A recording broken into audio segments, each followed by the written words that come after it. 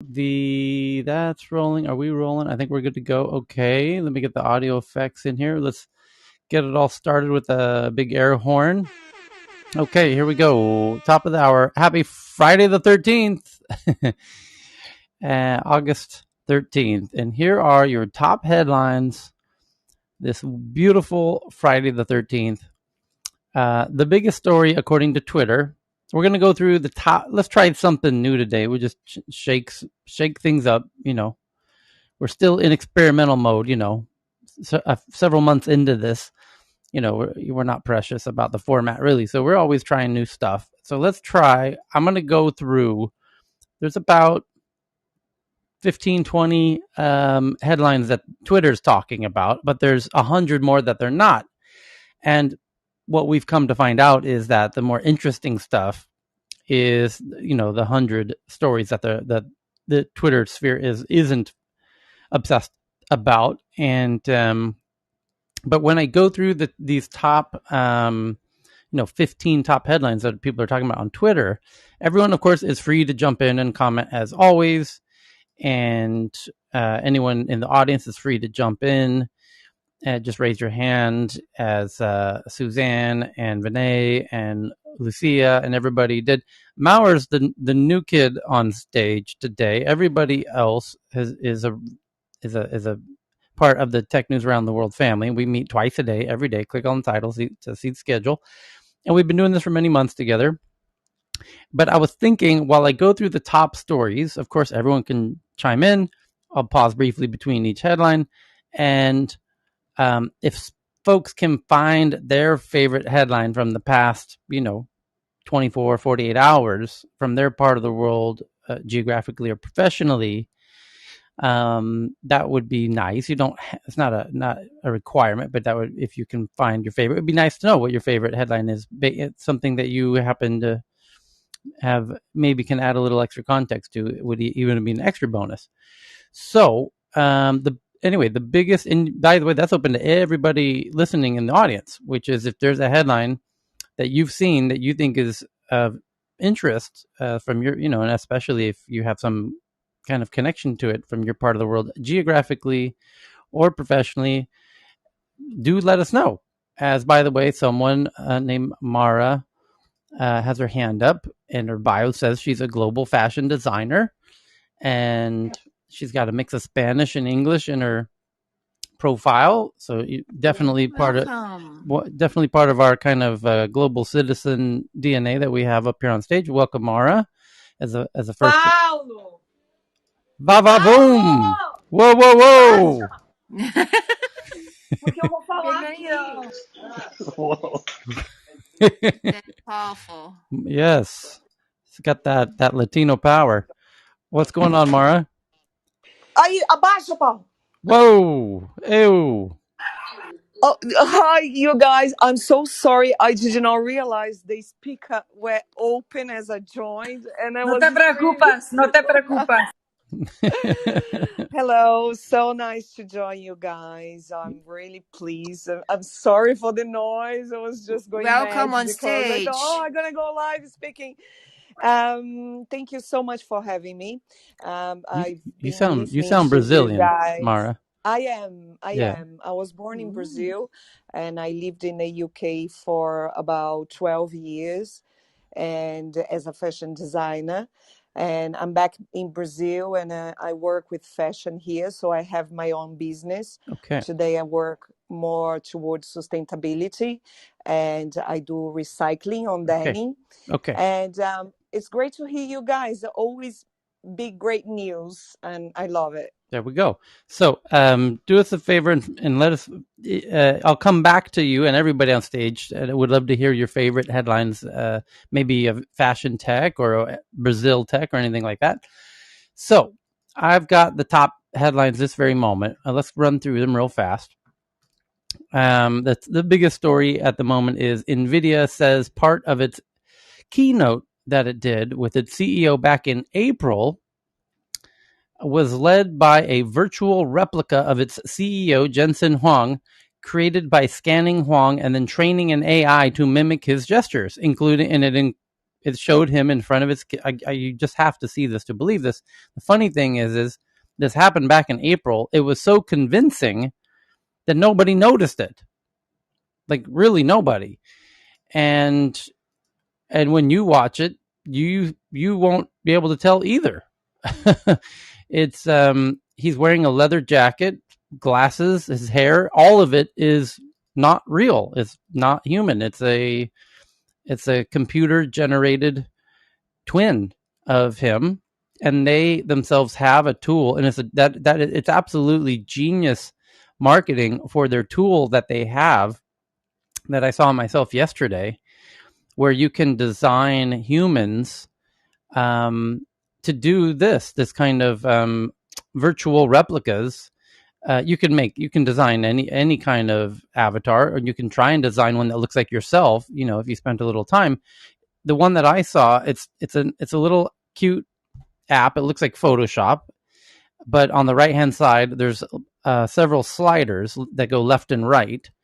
And the default person in the example that I saw was Elon Musk, and maybe somebody could find this on YouTube or something.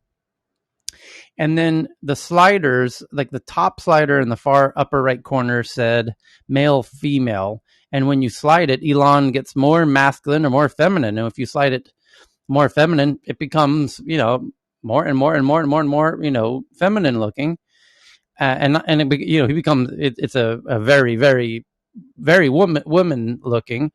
And then the next slider was age, like young and old. And then if you had left it on, female or women, and then you go young and old, you can make a very, very young, like everything from about, I would say 13 to 90 on the young and old. And then you have kind of body mass index, and you could make this, if you picked, woman and then old, then you could make that old woman either very heavy or very thin, and etc. And then you had a kind of darkness of skin tones, and you could go from everything from very, very light to very, very dark. And you could, there was a few others as well, kind of facial shape of oval or square, and truly wild. And you could really design anybody with these just by moving these sliders. Really, really mind blowing. And as they showed, it's not just an image, it's an actual usable avatar. And like they did, and you hopefully somebody can pull up the video of Nvidia's CEO during their April keynote and DM it to me, and I'll tweet it out, because you cannot tell. And it's just a guy standing in a kitchen within a leather jacket with his gray hair, and all of it, including the leather jacket, is fake. And you can't tell that that's a computer generated leather jacket. It looks real as all get out. It's unbelievable. So brilliant marketing that nobody noticed it during their keynote. Anyway, so that's the top story, and it's kind of concerning people. People are like now jumping all over this, like how the holy shit, it was a deep fake and nobody knew it. So the next big story is Disney Plus, which is their streaming platform. So you can subscribe to get all that amazing Disney content streamed for the very low price. I don't know, what are they charging, $100 a month now or something? That ain't cheap, whatever it is. I think it's DMU. $30 a month. You found the video? Yeah. Fantastic. So two people, you and Faraz both did simultaneously. Tyler, I gave you the documentary, and I think Cheryl might have given you the video, but I gave you the documentary on the making of it. I've got the video right here in front of me, and I'm forwarding 30 minutes into it. So I'm going to click share. I'm going to go ahead and advance it to 30 minutes, copy, and I'm now tweeting it to the Tech News Twitter account, which is kind of like our second screen thing that we do here. Nvidia Keynote with virtual CEO. There we go. Here we go. I just tweeted that out. So you can click on that and you'll see this incredibly convincing, but looks like a human. Tell me that doesn't look like a human. Tell me that jacket doesn't look like a real leather jacket. It looks like an alligator leather jacket, to be specific. And Jesus, his hands, his hair is wild. Anyway, So I'm watching it on my other phone. You can't tell the difference. No, I know. That's what I'm This saying. thing is human. Yeah, he looks human. I mean, so that's why nobody caught it back in April. So the next big story is that Disney Plus has done their quarter earnings report, where they say that they now have 116 million subscribers. By the way, they are not very old. That is really fast to get 116 million subscribers paying, I think it's 20 something dollars a month, right? That's a whole lot of cash coming in for Disney's content, which they had anyways. Like, now they're monetizing the content that this is not like they had to pay a lot of new money to build this. They just had to build the platform to get it into your house, right? So that's just an incredible amount of monthly revenue pouring into Disney. My goodness. So they have 116 million subscribers, which is more than what the market expected. So now the stock is going up today. ESPN has what they call ESPN Plus. So you can subscribe to ESPN's content. And they rose 75% over the past year. They're up to 14.9 million, which is 1/10 of Disney, just to give you context again for how many people signed up for Disney. Hulu grew 21%. Amazing that they're still growing, but there's a whole lot of people wanting streaming content. They've consumed everything Netflix has to offer, and they need a second streaming platform to get extra content, I guess. They're up to 42.8 million. And the question is, how much longer will these platforms continue to grow at all? Netflix is now aiming more internationally. It's kind of getting saturated in the US market. And Netflix as well is getting into video games because they need to add more to their platform and kind of more arms and more offerings to their platform. And it's interesting to see how that's happening. David, a couple of the dynamics there. Yeah, go. I can hold. I'm sorry. No, do Can I it. go? Yeah. Yeah. So back in the '90s. Sorry for all those back in the '90s openings. The content is king kind of whole concept. Really, Disney was one of those content kings that everybody talked about. Hey, it's all about the content, and so them popping this, now is a manifestation of not only their historic legacy of content, but they went off and bought, like you said, ESPN, but Marvel, and it's one of those things now where Disney can do whatever they want. But what was left out of the math you just said was Comcast and the cable companies, and the drop in cable subscriptions now that the content companies have unleashed these side channels about going just directly to their content. So I mean, what's really fascinating, I think, is just the rise of Netflix content at this chapter that we're kind of starting, because Netflix content it's awesome. I mean, a lot of it's really great. So I don't know. I thought that I want to just provide some historical context.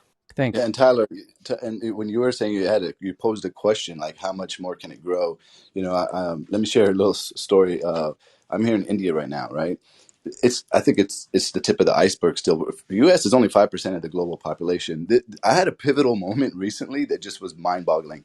I'm in India, in Delhi, and I'm walking down the street and I see a street vendor. He's selling coconuts. He's got a machete in his hand and it's just a cart and he's selling coconuts. And a passenger pulls up, a car pulls up and wants to buy a coconut. And they reach into their pocket and pull out cash.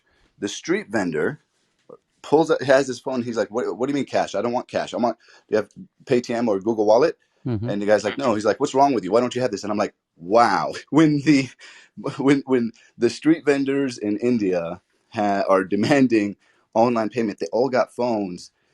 It's a totally different ballgame. Once all these subscription apps start making their way into the lower and middle income countries, and these lower and middle income countries, their wages are rising because they're all now online. 40 million of them just came online, just Southeast Asia. I mean, it's going to be an amazing world, I think. Yeah, so can I just add? I mean, so Jamar, I'm in Bangalore, and we have just Paytm, right? The one you mentioned has almost 400 million users. That's more than the population of the US. Just Paytm in India, and Southeast Asia may have added 40 million, but India alone added 90 million during the pandemic to the Yeah, online digital world. and they're about to IPO. I mean, I think Paytm is going to be an amazing company to invest in. I don't work for them, not pitching them, but they're going IPO pretty soon. Yes, yeah, we've covered that headline and the development of Paytm since they first were hinting about possibly IPOing. They're going back about a month, and they got tremendous investors as well. So we covered the Nvidia. I shared the Nvidia video of their virtual CEO keynote, and that's out now. Disney Plus and the streaming platforms. And then the next biggest story, which is the third biggest story at the moment, is from the Wall Street Journal that Craig Federighi, who's a very senior team member at Apple, and anyone who watches the Apple keynotes knows who Craig is. He's the kind of, I call him Boy Wonder. Yeah, he's got this big hair. He's kind of known for his hair, actually. Funny enough, but he's responsible for basically all software at Apple, essentially. And Craig says they are introducing two similar features: iMessage protections for children and CSAM scanning of iCloud photos at the same time cause confusion. Okay. Boy, this particular issue of this child abuse image scanning just continues to have. This is like the 8th headline in the past 8 days related to this. So the Wall Street Journal saying that Craig Federighi says introducing two similar features: number one, iMessage protections for children, and number two, the scanning of iCloud photos for child abuse imagery at the same time has caused a lot of confusion. Fair enough. Yeah. You might not be wrong in saying that. But I don't think it matters. I think you could have just done the scanning of the images, and that's all anyone's really paying attention to. People aren't really commenting on the iMessage protections for children all that much, and all the criticism that you're getting there in Apple Land. By the way, there was a headline 8 hours ago when we met here previously, because for the real diehard news geeks in the room, we meet twice a day, every day. And when we met previously, the headline was that Reuters was claiming they had an exclusive sources that somebody inside Apple had revealed that 880 messages on Slack. Apparently, to me, the headline was something around the lines that there was internal debate now on Slack inside of Apple's team Slack channel about the child abuse image scanning and whether or not they should do it, and that there was 880 Slack comments going back and forth over this issue. And what was surprising was that was leaked out to the press, because normally Apple's quite renowned for not leaking stuff from inside the company, and that's really uncharacteristic for Apple team members to do that. And I think I think Apple's having a little bit of problem with these type of leaks because of remote working and people working from home for the past year and not being at the campus. Like, if you're on the campus every day, you're certainly not going to leak that from within the campus, because you will be found out in about a minute flat. But if you're at home on your own system and they don't have necessarily all of the kind of security tools on your home system, maybe people feel a little more confident to be able to leak stuff. A lot of employers are doing keystroke watching. Yes, in fact, Amazon. That was a headline 24 hours ago. Amazon just added keyboard stroke detection and mouse movement detection to prevent precisely this, precisely to stop their own team members who are working remotely from leaking stuff, because then they would know who leaked it. Because that you can be, David? They can't stop it. They just get another laptop and you can start to message somebody on New York Times. It's one of those things that you can't actually stop. It doesn't matter. They can identify you from your keyboard strokes. All they have to do is put a tiny little app into, when you log into their platform, that platform downloads code. It's an app on your device. That app that you're running is tracking your keyboard strokes. Your keyboard strokes identify you. And if you they know who you are on any device, basically, that logs into their system. You're right. You could get a Agreed. phone that they don't know about. That's all I'm saying. Yeah. If you did And it, contact center workers are going to have themselves monitored by AI cameras. So we have basically, that. they know when you're away from your station. That is also a headline in the past 48 hours that this huge remote call center company that has 30,000. Well, no, they said they had 80,000 employees. Teleperformance, yeah. Teleperformance has some 80,000 workers around the world doing, and some of them work for Apple, and they have team members in Colombia working from home, and those Colombian people working from home are now going to have AI powered cameras in their own homes, with the camera and the microphones on.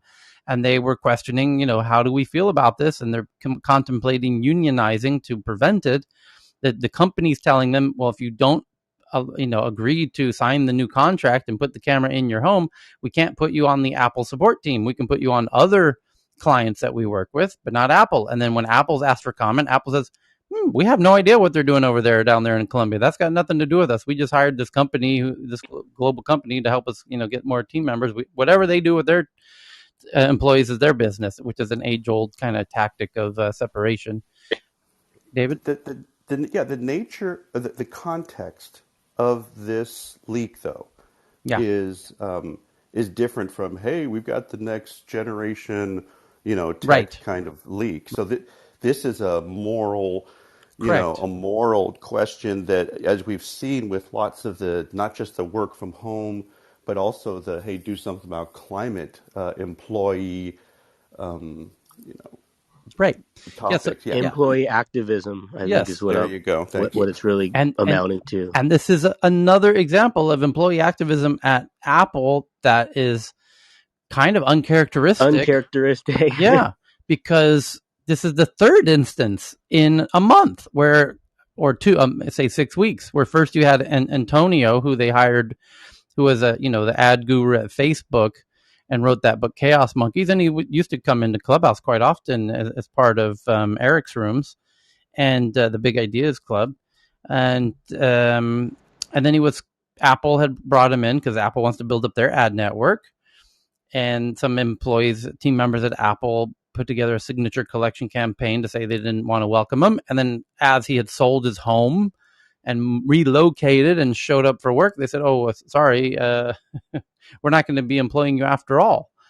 And we have to assume he's in a lawsuit, and we have to assume hopefully will get some kind of remuneration as a result of that.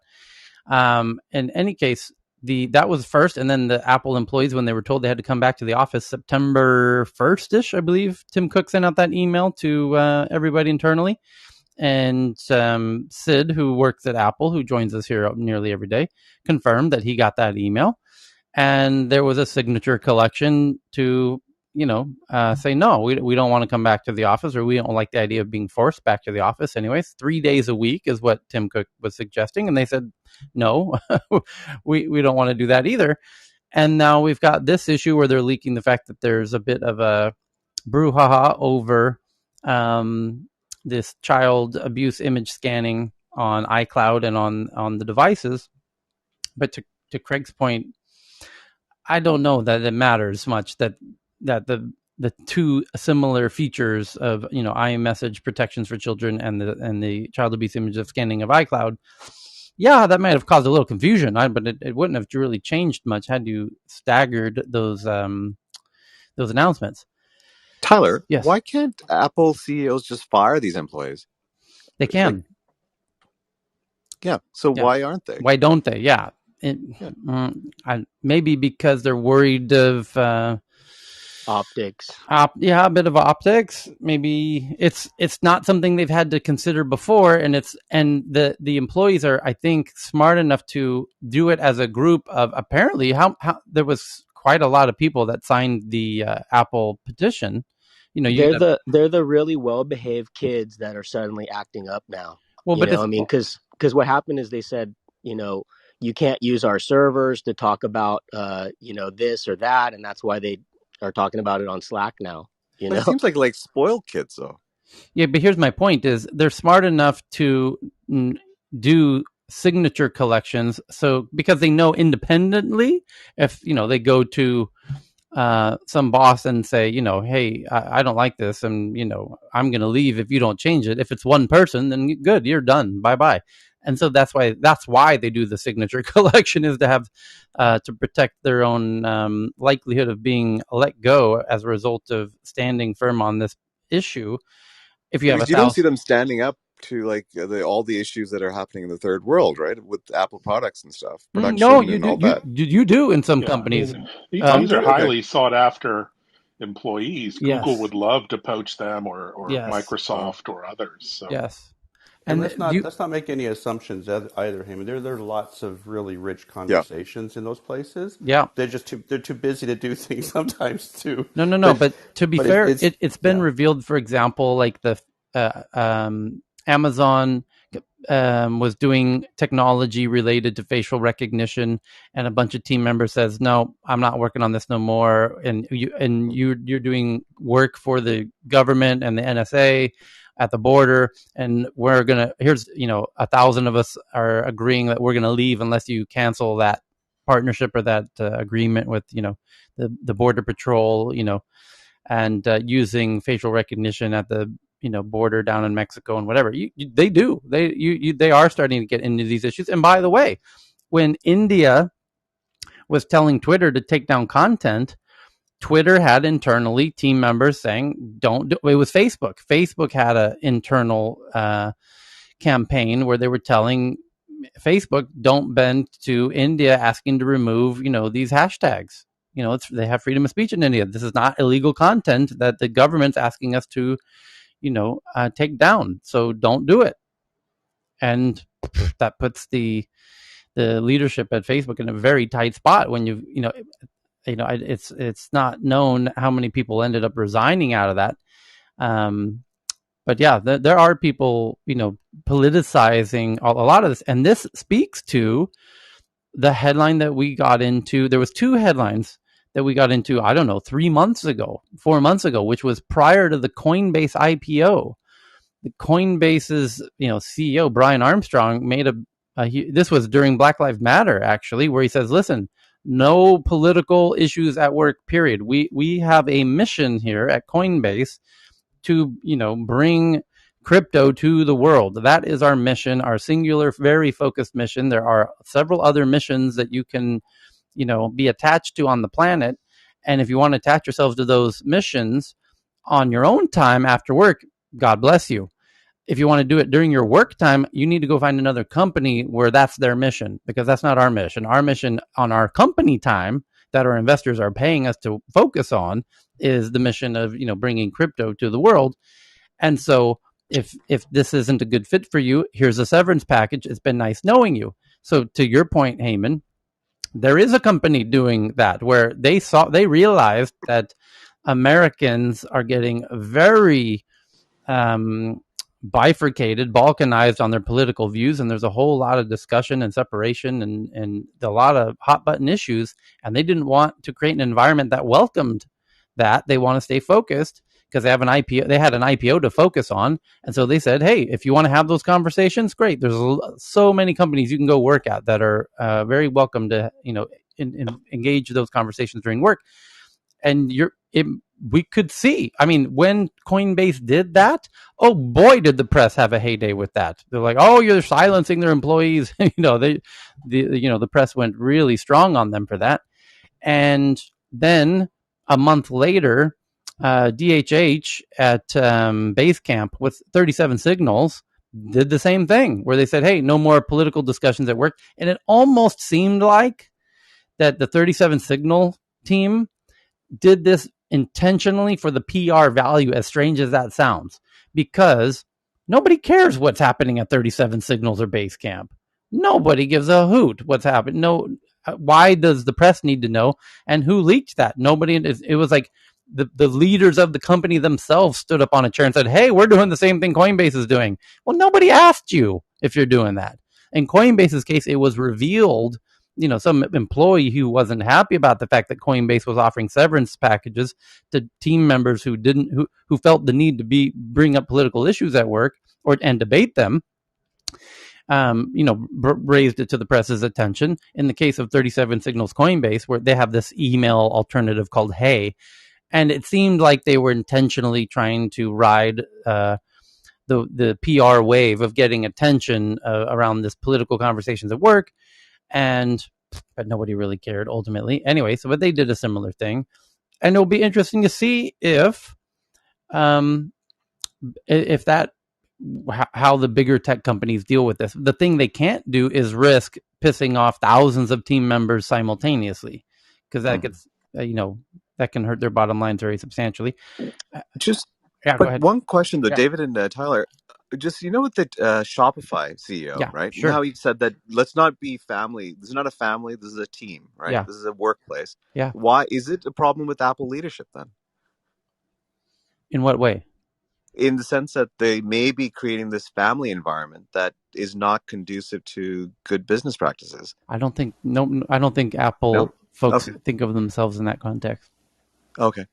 It's the different company cultures are part of it's a strategic weapon, right? In terms of in the marketplace for talent. So there's going to be different strategies, quite frankly. So that's what these examples are. Okay. So the next biggest headline at this moment is from the New York Times, from Kevin Roos, who's one of the geeks at the New York Times who covers tech. And he's wrote a piece on a look at community NFT projects like Pudgy Penguins, which have become a new kind of financial and social status symbol on the internet. There's some truth to that, although not really, because, for example, we have somebody named Ida who joins us in the audience. Normally, hey Jay, sorry I didn't see you had your hand up there. And Ida's in the audience now, and Ida has a CryptoPunk as their icon avatar, and we don't know if Ida actually is the owner of that NFT of that CryptoPunk. And by the way, unless Ida acquired that when they were originally released, where it could have been acquired for quite reasonable amount of money. There was a CryptoPunk. I think there's about 10,000 CryptoPunks. And most recently, there was one traded yesterday for $150 million. And if you look at Ida in the audience, Ida Luang, that's a CryptoPunk. And they all look like that, although there's variations of them. Some have glasses, some don't. Some have long hair, some have short hair, but they all look very, very, very similar. Some are more masculine, some are more feminine, some look like aliens, some look like apes and whatever. And they are trading for millions and millions of dollars now. Some people might correctly point out that something seems a little peculiar about buying these things for $150 million. You can buy a goddamn Picasso for $150 million, which is a very real oil painting. But the point is that we don't know if Ida paid for that or not. She can take that image. Somebody else might own that image. We could all change our avatar to that image. And then what is the owner of that image really paying for, except the ability to say, I have a document, an NFT contract that shows that I'm actually the owner of this image. But they would have no abilities to stop you from using it yourself, or anybody for that matter. So they don't have copyright, right? It's not even copyrighted. Well, they don't have an army of lawyers to stop you from using it, even if they did. So, although if you're buying them for $150 million, maybe you do have enough money to spend on lawyers to protect people from using it. I don't think it is. I don't know, but is it copyrighted? I don't think so. I mean, even Tyler, if you have... Yes, Amy. There's an artist in the audience that could help you with CryptoPunk. Her name's Ida Luang. And she had a CryptoPunk made for her. She could share a little bit more about what was created. But to the point of a copyright with NFT and the CryptoPunks, obviously that's digital art and you're paying for the provenance, which is basically that it's immutable on the blockchain. And there's only one of it. There's one of one. So when you start to see the scarcity that shows up, the CryptoPunks have been around a while, since 2015. So this project's been absolutely ongoing. CryptoKitties was the other one, and also the Moon Cats was another one. So And there have been a number of OG projects. Pudgy Penguins and Stoner Cats, and it's getting really annoyingly derivative, honestly. Like it's you know what?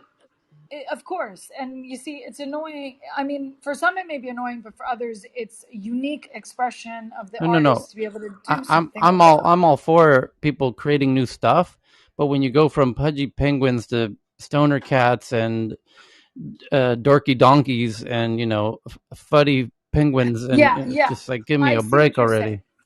Yeah, I mean, it becomes critical thinking. It's like, it's almost like, where's the originality of what's being done? Yeah, you're just doing it for the money. That I'm hardly inspired by you're changing the art world. Tyler, I think Ida wants to speak. Ida. Yeah, hi Ida. Hi Cheryl. Hi Tyler. Yeah. Hey Ida. Hi, Tyler has been. Hi everyone. Tyler has been using me as an example, and I'm starting to feel embarrassed. So I feel welcome, Ida. To kind of speak up. Hello. No, you shouldn't. You should not in any way feel embarrassed about anything. Of course, Ida. Because I don't think strictly is considered a cyberpunk. So one of my friends who's in the space kind of created it for me. I don't know what software she used, but it's like very basic. And I tried to ask her to mint it, and she said it won't be worth anything. So it's called MS Paint. No, so technically, I love it because the fact that it clearly could pass for a CryptoPunk. So I've been wondering for a long time. Maybe Amy can answer my question. I mean, it's kind of like analogy. Like I feel like I'm drinking a bubbly, but I'm not drinking a champagne because it's not like producing champagne kind of thing. So is it still? I love considered a CryptoPunk? Oh, this is so good. Thank you for raising this issue. Yeah. Well, it's Ida. It's a very interesting. It's just validated so many things. Yeah. Ida, it's a very interesting dynamic because it's such a cool. You're worth nothing, Ida, because it's not an official CryptoPunk. Your 6-year-old daughter made it. It's worth nothing, Ida. Your 6-year-old daughter's creation is worth nothing because it's not a real CryptoPunk. Yeah, I have in my mind if someone hear this and go and mint it in the next minute, and then can they come and sue me and say you've been using my, like, now someone else has minted it. Can that person kind of sue me and say you're using something that I've copyright to? Yeah, well, that's the other. There's now artists who have died, and how people are minting their artworks, and it's a whole funny game. I think ultimately we may have actually increased your value of that particular picture just by talking about it today. Okay, literally. Wait a second, Jason. How much scarier could your profile picture be? I just need to say that. That's great. That just really scares me, and that Jason follows me makes me a little And bit it's Friday nervous. the 13th, dude. You're a freak. I know, Jason. You're scaring everyone on stage. By the way, now. Kieran, I just tried to invite you on stage, Kieran, but it's not working, so you might have to jump out and back in. Though, Amy, I'm not sure how long an erection lasts, though, anymore. Hi, Tyler. Hello, Wise Crow. Yes, Wise Crow. So you have 10,000 CryptoPunks. They are in a smart contract. Yes. And there's a huge demand for CryptoPunks. That's why the price is going up. And even Christie's is making auctions, and the latest one is super expensive. Yeah, there can be rotation of Ethereum, but we don't know it. We can't prove it, but still there are also bots which are bringing out offers. So you have a price floor on those CryptoPunks, but essentially it's an image uploaded in on we know blockchain. What they are. No, we're not confused about this. Wise Crow, you can save us the kindergarten talk about what a CryptoPunk is. We know what they are. It's not kindergarten talk. While minting, it's attached to one token in the smart contract. We got it. Thank you. Thank you. We got all that. We know all of the fundamentals of NFTs. That's not the issue. Dr. Francine Hardaway, just inviting you up there. Welcome back.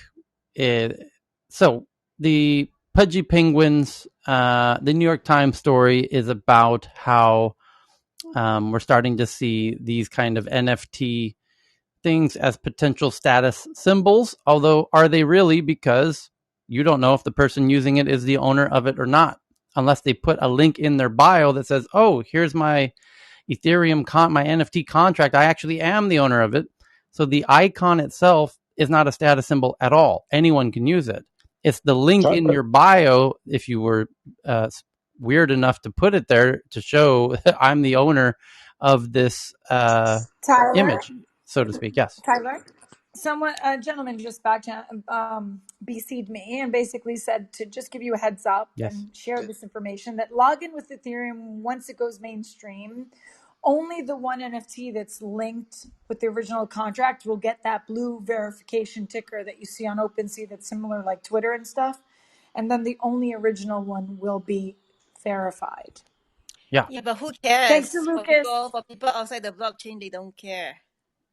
Well, it's not only that; it's that the image, the quote unquote CryptoPunk image that they acquired, you can have it's a file that anyone can duplicate perfectly, an actual identical duplication, which means the image itself is actually worthless. It's the claim of ownership of the smart contract that shows that you're the quote unquote owner of that file is what is valuable. It's also based in provenance, Tyler, which means that CryptoPunk cannot have the same block number on the Ethereum blockchain. It will be immutable because that CryptoPunk will always be that one number, and that block cannot be changed. So in essence, if someone tries to make a copy of it, all they got to look at the metadata and they'll see that it's a counterfeit. And that's actually what's the provenance to Louis Vuitton when it comes to their bags and Hermes bags. That can't be counterfeited. Once it's immutable into the blockchain, you can't falsify it. And it's the same thing with the crypto one. Everyone and their mother could make a copy of a CryptoPunk, but to the end of the day, the only way they're going to check it is by going into the metadata and being able to check the file. And that's when they're going to see the chain number is not the same as the original. Yes. So Tyler, what can be done is when a fork of Ethereum is let's say there's a fork of Ethereum, and then on that fork of Ethereum, the whole smart contract of the CryptoPunks can be copied, and then they can be renamed to, for example, P CryptoPunk with a letter in front of it. Like you have BTC on Ethereum, it's WBTC, and then you have a copy of the whole smart contract, and you can sell them for lower prices. This is going to happen on the pulsechain.com in 6 weeks. All Ethereum wallets will be copied to the Pulse chain, including all NFT smart contracts. So you have the opportunity to buy a cheaper CryptoPunk. I have a question for Wisecrow and IMA. So there are more than one blockchain that, like for example, Cardano you can also mean an NFTs there. So if two persons simultaneously minted in two different platforms, then who can argue which one is more original than the other one? Well, Ida, there isn't an argument of which is original. They would be originals to the blockchain that they're on. So, for example, if you do it on Cardano or Polkadot or Ethereum, each one of those mints will But be the point is, Amy, how long does it take to Could create I a new finish my blockchain? statement before I get interrupted, please? No, sorry. I was just going to say that how long does it take to create a blockchain? That's the point, right? Everyone's going to create a blockchain in 10 minutes. But that isn't the question that Ida's asking. She's asking about which is the one that would be more valuable as original if there's two artists minting on two different blockchains. Which one would be the one that would be original? They would both be original specifically to the blockchain that they're on, and they would have the provenance on that blockchain for what they're minting on that space, which is why artists would choose. And Tyler, you've brought this up too, as a strategy. Some artists will want to mint on multiple blockchains because some, as we've heard in Clubhouse, some are a bit shady like Foundation that hold back a lot of money and maybe don't give the artist the right to move it to another blockchain, blah, blah, blah. So artists still have to take care of their art and put it on a few blockchains. And that's basically minting their artwork so that people have the accessibility to see it. And of course, there are different fees associated with minting on different blockchains. So depending on the budget of the artist and the artist collectors and curators, they may figure out where they want to do it. Amy, so where I'm struggling to understand there, Amy, is this. So let's say if I think of NFT as an ICO, so it doesn't stop me raising. In the art world, they're not ICOs. I'm just guys, let's debate this in the crypto side room. Let's move to the next headlines. Kieran, come on, man. No, absolutely. No, you're right. No, I think we're sidetracking. Sorry. Yep. Okay. So I'm tweeting out a Fortune article that Vinay sent in about copyright violations could crash the NFT party, for those who want to do that on their own time. And I'm loving Ida or Ida's avatar more than ever now. That is a friend made it in Microsoft Paint. Yeah, I love it. Like the chin's not symmetric, right? So there's like a little bit of shading on that side. It like looks 3D because of it. It's fantastic. So the next headline is, in an internal memo, Amazon drops guidelines that claimed ownership rights to video games made by staff after work hours, following criticism from developers, and especially in the gaming community, which is very strong in Stockholm, by the way. And so there's this issue that game developers who work at game studios are real game geeks. If you're working at a game company developing video games all day long, you probably are doing some video game stuff at night at home as well, right? Makes sense. The question is, the stuff you do at home at night on your own computer inside your own home, whose intellectual property is that? Is it yours, or is it the company you work for? And so Amazon was trying to had these guidelines that claimed ownership rights to video games made by staff after work hours. That's kind of hard to pull off in a court because, although I can understand why they would try and do that, like they kind of own you as an artist wherever you happen to be when you had that idea, whether you were on work hours or not. The problem is the law, really wants to kind of keep those two things separate, what you do at work and what you do outside of work, although traditionally, and people who work at tech companies know this, or in intellectual property kind of studios understand, it's generally understood what you do on work time, or on work premises, or even on work property, meaning if you have a work issued laptop and you used that laptop that was issued to you by your company at home after work, well, if you're using their resources, that is their intellectual property. So if you really want to stay clean in what is, your creations and what is the company's, do it on your own devices, on your own time, at your own locations, and be very clear about that. Otherwise, you could be potentially screwing yourself out of, your own intellectual property and, handing it over to the company. And they could have a claim to it if you use their devices, or certainly if you did it on their property, and almost absolutely if you did it during your working hours, as your, during company hours. So yeah, it sounds like those clauses at MIT and those like schools like that, where the students, whatever they, come up with any of their ideas, that it's owned by MIT and not the students. That's what it sounds like. Yeah. So a memo from the Amazon Game Studios chief suggests rules were too broad. Sounds like it. That's why the gaming community is calling you out. Company previously claimed rights to games made outside of work. Yeah, and the gaming industry, of which there's thousands of game studios and hundreds of thousands of people who work at these game studios around the world, want to kind of set the tone that, hey, Amazon, you're being bad guys in our ecosystem by doing this, because it gives other game studios the idea that they can do it too. And the gamer creators as a community around the planet are like, F these bad guys like Amazon who think they can do this. We as a community need to stand up and call them out for their bad behavior. And that's what's happening. And now they're walking it down. And now you've got a kind of understood cultural norm or rule of what's acceptable and not acceptable. And the best game creators aren't going to go work at companies that do that.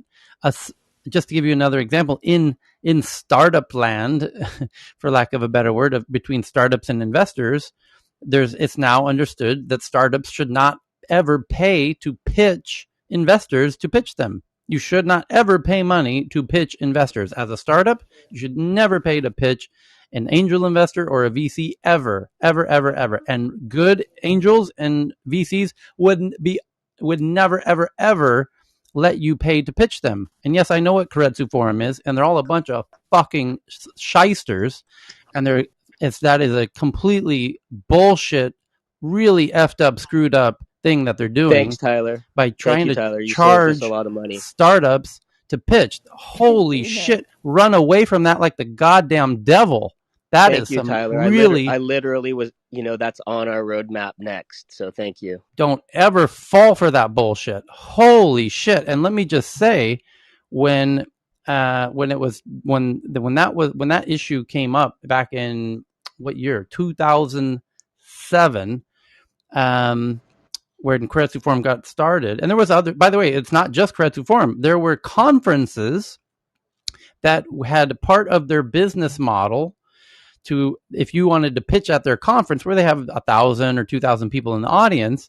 Oh, you're a startup and you want 5 minutes on stage to pitch your startup at this conference? Sure, you can do that for $5,000.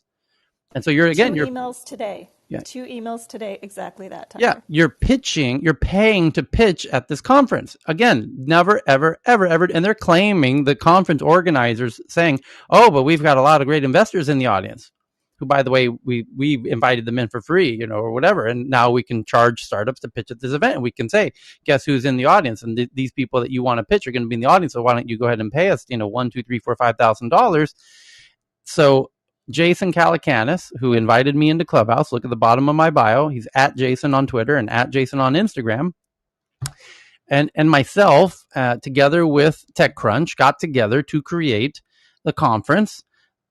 And we invited all the best investors on the planet, the best assembly of investors that has ever been done before or since. In 2008, we did it at the Palace Hotel on New Montgomery Street in the middle of San Francisco, right off the Market, and put together all the best investors, tech investors on the planet in one room on one day. And then we put 40 startups on stage that day. And it turns out that those 40 startups we put on stage to pitch, we made it a point, and we brought all the best tech journalists that were covering tech in America and even internationally for free to come. And the investors had to pay to come, and the startups didn't pay a penny. And the whole point of that event, to the message to the press, was none of these startups ever paid a penny to pitch to the world's best investors in this room. And these investors are all coming together into this room to send a message to those other fucked up conferences and those bullshit scammers, the Keiretsu Forum. Sorry, Dr. Francine? Huh? I said, I remember this. I know you do. You're an OG. It was revolutionary at the time, and I was Dr. so Francine, grateful. you're quite far from the mic. Yeah. Get closer to the mic, Francine. I know you remember this, because for those who don't know, Francine is a legit OG geek. All right. So the point is, we did the first event, sent out that big message to shame the Keiretsu Forum and anyone else who's charging startups to pitch, and to shame events who are trying to charge startups to pitch at their events to investors in the audience. And it died. Those events died. Keiretsu Forum in America, certainly in the Bay Area, was embarrassed out of existence. And then they pop up in Europe and Asia, in places where that message. But it's been widely adopted in America, at least. And hope, I pray to God it's not happening in India, where now that India is popping off, or in Africa, where one is. But we got that geek ethos of what the norm is. Just like these game developers, bringing it back to the point of Amazon trying to monopolize the time and intellectual property of their gaming team members. No, that ain't cool. You guys shouldn't stand for that, and you should call out that bad behavior, just as we did in the startup ecosystem, of calling out the bad actors who were charging startups to pitch in the investors. The good investors don't stand for that. Never will. And they ping any of them, and they will very loudly, stand up for the fact that behavior is not welcome, and we need to it's like the Nazism of startup land. We have to embarrass it out of existence. Tyler, I love it. I can only imagine the smiles on those investor faces when they were virtually sticking 2 fingers up to the rest of that group, going, "This is how you really do it." I just love the marker put down by you guys. It's Yeah, dual. hey, So I have a quick question. just real quick. Hey, Tyler, if you don't mind, Umesh is in the crowd. Umesh, if you could raise your hand. He's in India. He's a big time AI startup CEO dude. I think it may be beneficial to have him up on stage. He can give you some pretty cool perspective. I want to hear Francine. Your mic Tyler. your mic isn't as good as it normally is. But I want to hear what you want to say. Yeah, Dr. Francine. Well, if I can, Yeah. I'd like to say that changed the industry fundamentally for the future and going forward. So, and I was so proud of you and Jason. Thanks. Yeah. I think Jason even recently organized an event. It's called Meet Our Funds. So Yes. instead of the startup pitch the funds are pitching the startup. Yeah. Yeah, he did a live stream on YouTube last week about that. Yeah. Tyler, there are two other supporting little details. The state of Washington, where I've moved to, versus the state of California, have different laws with respect to things like that. So that's one piece to that. But also, Amazon has kind of categorically failed in games. The expectation of what they were trying to accomplish and what they actually delivered over the last fistful of years, that's probably another very key PR tactic that they did, which is that they got pretty public about throttling that back because they want to continue to hire people, like you're saying, in the game space. They need to recruit talent. They're going to have to be really public about that because those unsavory business practices, they sprinkle out of Amazon every so often. Is Donish had his hand up? I was trying to invite him up, but then he disappeared. I have a quick question, Tyler. Yeah, go ahead. The article is what's in question is the fact that the Amazon or any other company is trying to claim ideas that's done outside of work. So not ideas. So if you're working on, because now we're in this work from home space. Yeah. So defining like when your hours are over is going to be in question. And then on top of that, just because I deal in the government and I have to be careful about where I use my data, and I'm using my personal computer, I'll let you guys know, because I VPN into sites because my computer is actually much, much faster than what they will issue me.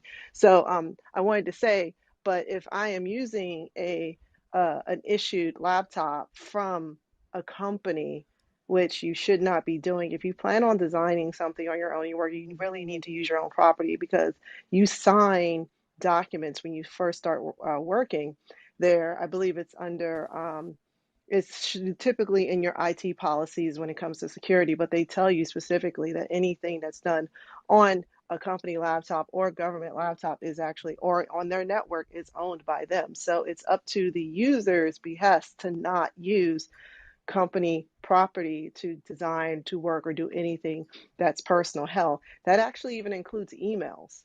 A lot of people don't pay attention to it. A lot of companies don't enforce it, but that also includes your email. You're not supposed to actually be checking your personal email on those laptops either. Just to put it in perspective. So yes, Amazon's fucked up for even thinking that. But if they have it already written down, and you've signed a paper that if that anything that's done on this laptop that's been issued to you is considered property of the company. Right. So you got to read those TCs. Such a good point. Now that we're going into working from anywhere, and by the way, you're in a different time zone than so it gets really gray, and that the device thing becomes critical. Yeah. And in a way, Tyler, isn't it surprising this has taken quite so long for something like this to pop up? In the last 10 years, the culture of having a side hustle, having a side gig has really taken off as particularly in Europe, entrepreneurialism has sort of sprouted aggressively. And in employment contracts, it says your time, all of your time and attention belongs to the company. So there's a kind of tension between those two things, where employment contracts require you to devote all of your time and attention to your day job, and yet this sort of cultural trend towards side gig or side hustle. Yeah. So it's surprising maybe it's taken so long for this to emerge as a problem. Yeah. It's here just some historical anecdotes that a lot of people don't know about. Like Twitter was a side hustle of Podio, or what did they call their podcasting app?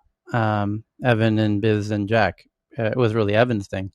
And Jack was an employee at the Evan's podcasting company.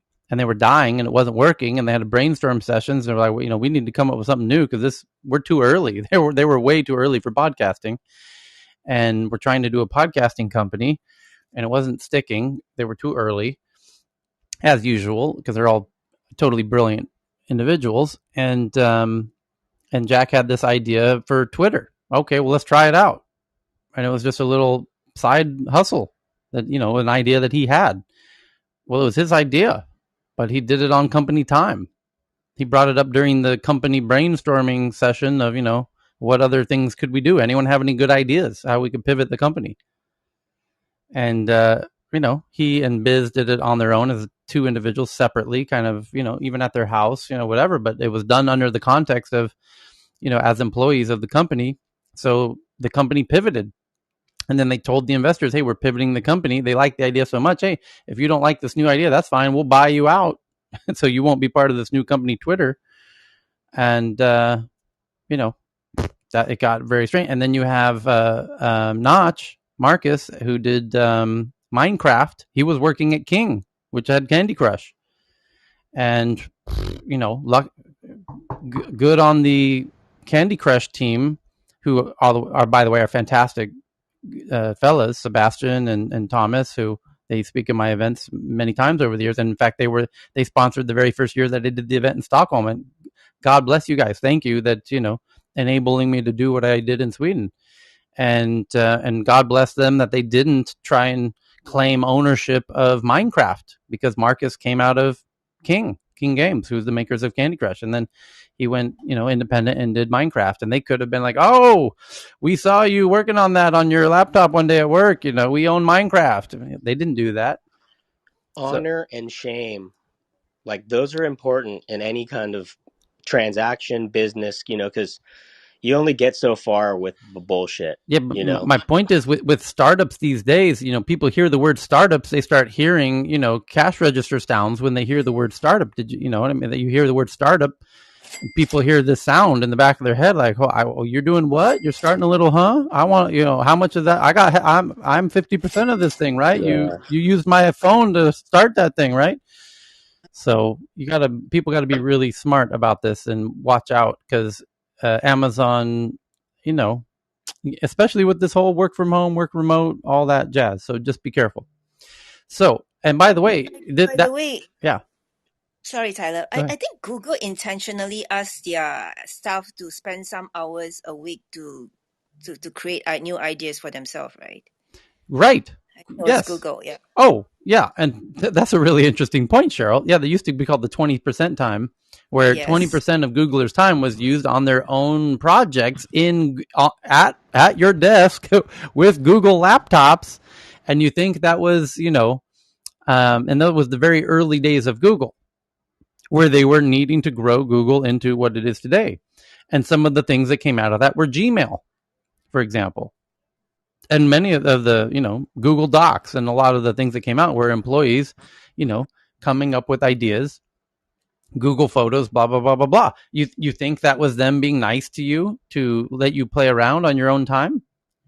They realize, like, when people feel like they're autonomous to do whatever they want, that's when they get really creative, rather than be like, okay, this is forced creativity time. We need new ideas for the company. More like in the Twitter version of the story that I gave, it was like, oh, let's do an offsite and go hang out. Let's go out into the take an offsite. And companies do this all the time. Question is, do they give them like ownership of that particular project? No, you guys. What the hell? Can I chime in? Cheryl, This is like an come on. age-old. This is a super age-old issue, you guys. Yeah. I mean, I've been practicing for 25 Yeah, years. yeah. It's in your investment agreement, so it's very clear that the 20% at Google, it's giving you the right to invest and do new things you want to do for Google. That's part of your employment. And I think it was Ella that brought up earlier, if you really want to do something on your own, make sure you're doing it on your own equipment at allegedly outside office hours.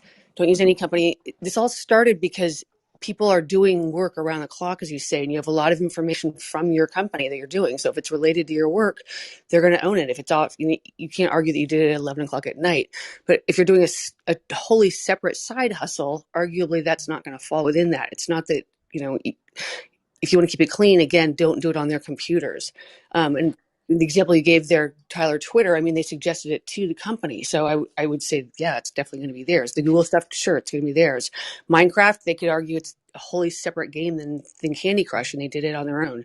So, but this has been going on for decades, right? As soon Yeah, as soon as you become an employee of big corporations, usually you sign a code of conduct. At the very beginning, when you join the company, you sign a code of conduct, and anything that you do during the time of your employment will become their patent, it will become their proprietary.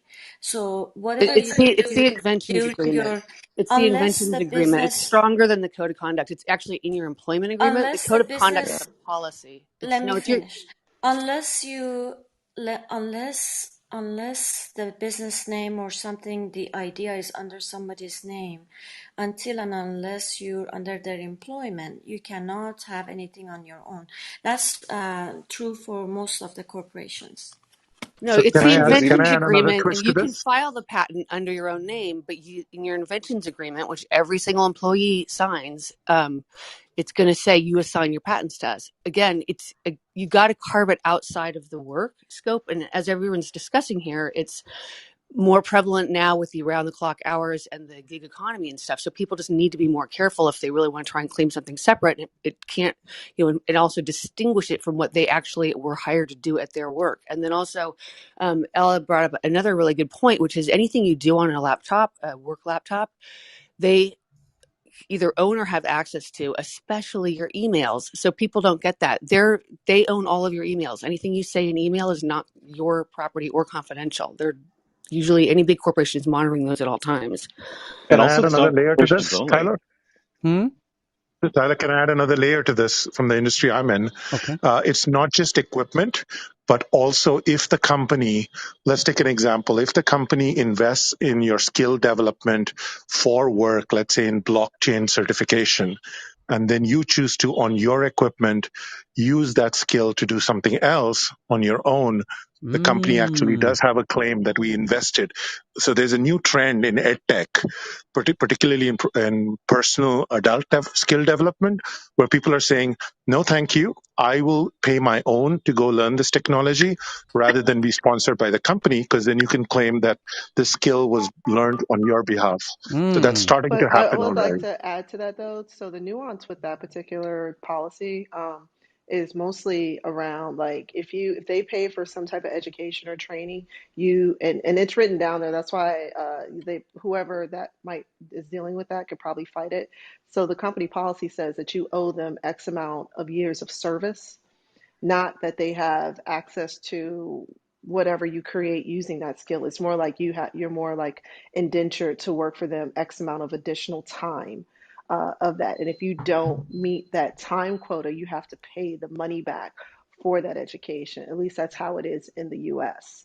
Yeah. And So to it's At also, not least Jen, just, that's what the clause is. yeah, it's not just that Also, if money, they're but sending you for multiple of it. training, it's So because they see it as value to what you're doing for the company. Again, no, it's exactly. not just for the company. I'm not sure if you guys have heard about this Google engineer called Varun Gulshan, who in its 20% of time did what no one could do it. He cracked the diabetic blindness problem. There's a big hospital in South India called Aravind Eye Hospital, and people can just walk in there and get their eyes checked, but they were pretty slow. So this guy, what he did is that in his 20% of time, he somehow pulled his string and got all of those diabetic retinotherapy images, and convinced Jeff Dean, who was their Google's chief engineer, to work on him. So he pulled a lot of strings, and this was quite a remarkable project. Google still take his name proudly, and Google actually got this new retinotherapy patent, but it actually they opened it up, and it helped a lot of people in southern India. So that's the beauty. Okay. This guy named Yeah, he had Right, and implemented deep the 20% learning time models. is clearly anything you do. If he says I did this during my 20% time and involved Google people, Google would own that, and they can choose to put his, give him the patent. They can choose to do whatever they want with it. So that's a good example there. But if you did it during Google's 20% time, Google owns that, and if you don't claim you're doing it during your 20% time, like you start that argument with I did it outside of work wholly if you really wanted to own something. So that's a great example. Google's 20% time is awesome. It gives people to inspires their creativity. And as Tyler said, there's Gmail, Google Maps, there's a bunch of stuff that came out of that 20% time. Okay. And the Just same real quick thing's true in question. I don't want medicine to as run well. this, but is Google one of those companies where it's like employee owned, and I'm using air quotes, like that's what they say, like it's employee owned, so the employees are invested in it as well? Well, so Because it's I could see. an average top tier engineer gets compensated like 100K per quarter just in stocks, and an average engineer would get like around 30 to 40K just in stocks, and that's every quarter. So the compensation is very good, and the churn rate, though, it's like a revolving door. Google especially is a revolving door. A lot of people just come and go.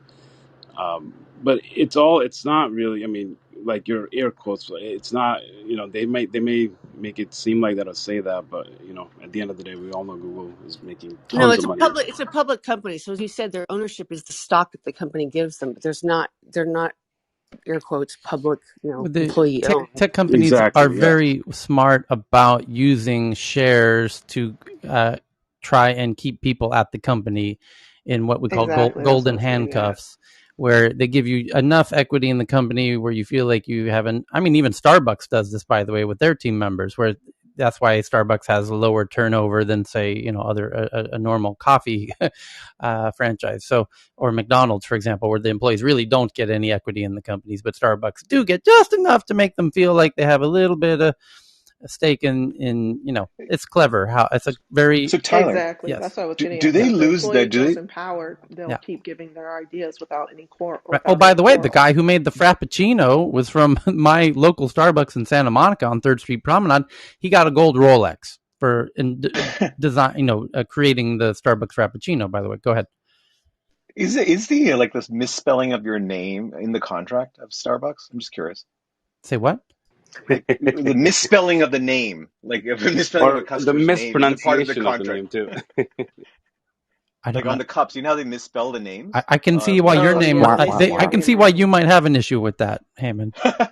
No, but Yeah, I've I've been heard called a that couple of things. too. I mean, I've certainly had it, where people, instead of writing Dr. Ransom, have written Dr. Manson, like Charlie Oh Manson, wow. or something completely not related. But I had heard that it's part of their strategy, knowing that people would then take a photo and then share it with their friends and Oh say, wow. look at how Starbucks misspelled my name. Donna. So I invited Donna in because the next headline is the following, and she was the first person that came to mind.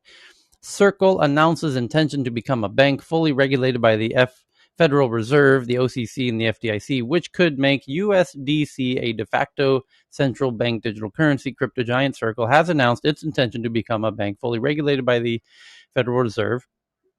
And the question is, what do we make of that? And so I would love to give Donna the first opportunity to comment on this one. Hopefully you're able to get on stage. I clicked invite on stage. There we go. Welcome Yeah, back, Donna. hi. Hey. Sorry for if there's any noise in the background. Um, it's my little robot. It's my little robot vacuum cleaner. So let's see.